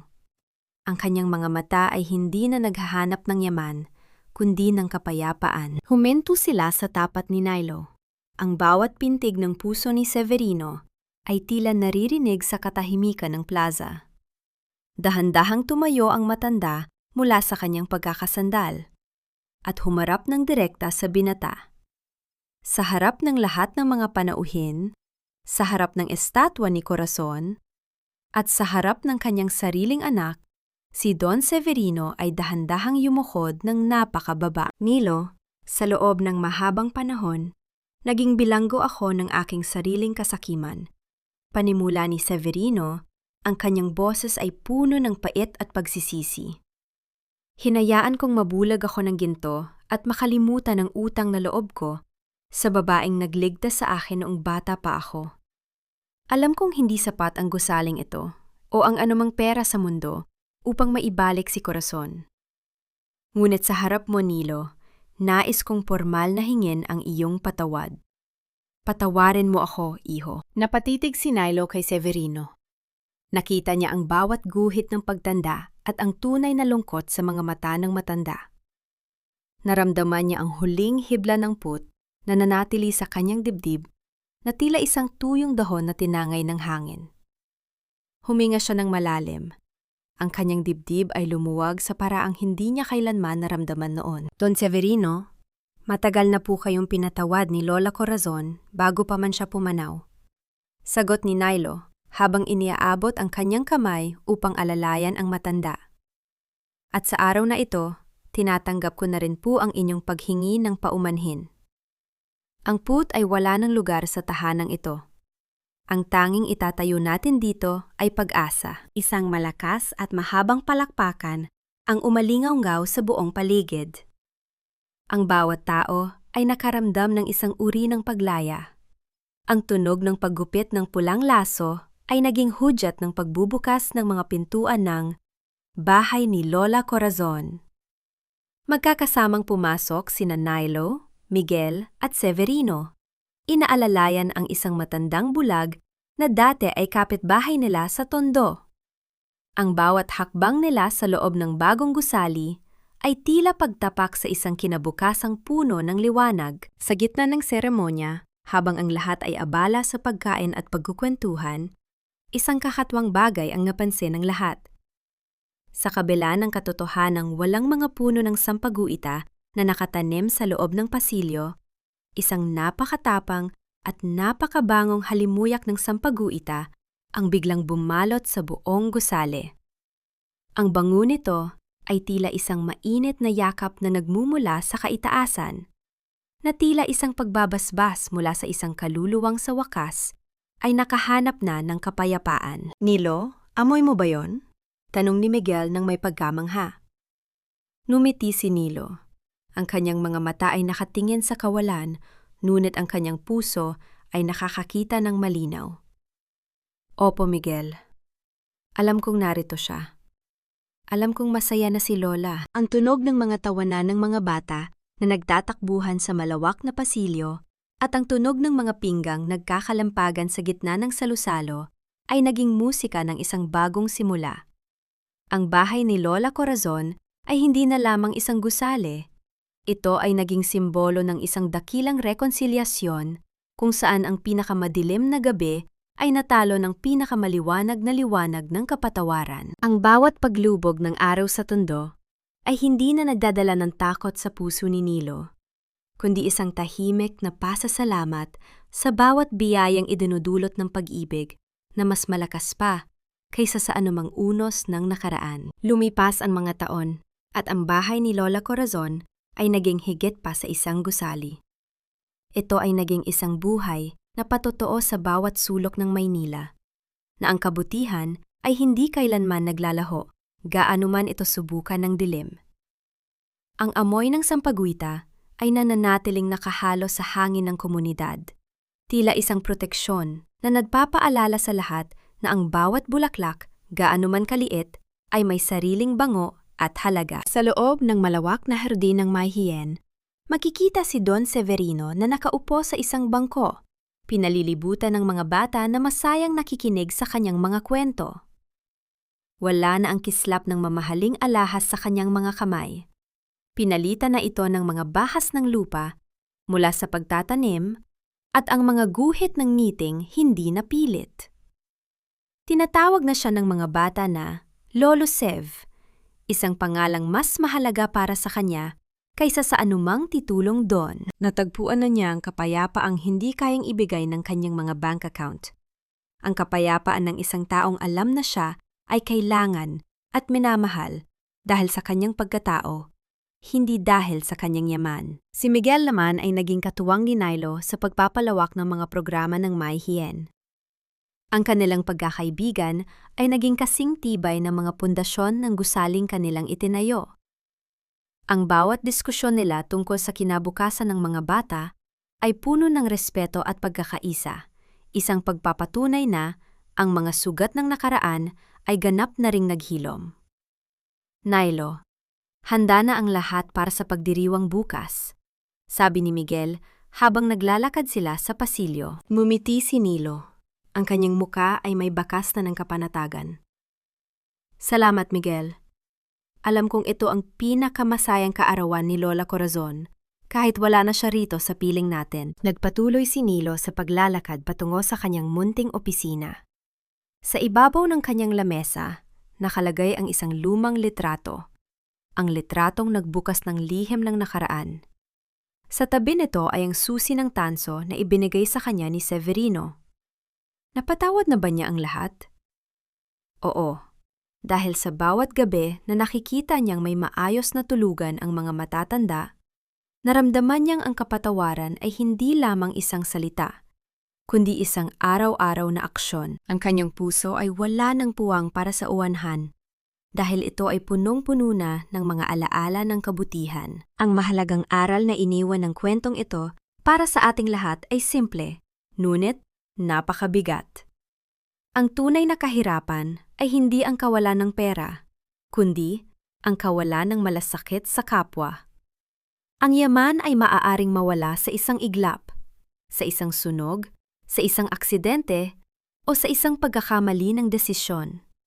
Ngunit ang dangal, ang tapat na pag-ibig, at ang muling pagbangon mula sa pagkakasala ay ang mga kayamanang mananatili hanggang sa kabilang buhay. Sa pagtatapos ng bawat araw, habang ang tunog ng pagdarasal ng mga tao sa bahay ni Lola Corazon ay dahan-dahang humahalo sa katahimikan ng gabi, nananatiling buhay ang halimuyak ng sampaguita. Ito ang amoy ng tagumpay. Ito ang amoy ng isang pusong nahanap ang kanyang tahanan. Bilang inyong tagapagsalaysay, ang aking personal na pagsusuri sa kwentong ito ay isang paalala na bawat isa sa atin ay may kakayahang maging Don Severino sa ating mga maling desisyon. Ngunit meron din tayong lakas na maging Nilo sa ating kakayahang magpatawad. Ang buhay ay isang malaking paekot na agos. Ang ibinigay mong hirap ay babalik sa'yo. Ngunit ang ibinigay mong pag-ibig ay magliligtas sa'yo sa huli. Ang bawat patak ng ulan ay natapos na, at ang bahaghari ng kapayapaan ay tuluyan ng namalagi sa tondo. Ang bahay ni Lola Corazon ay mananatiling bukas, tulad ng isang yakap na walang katapusan, para sa bawat kaluluwang naghahanap ng liwanag sa gitna ng dilim.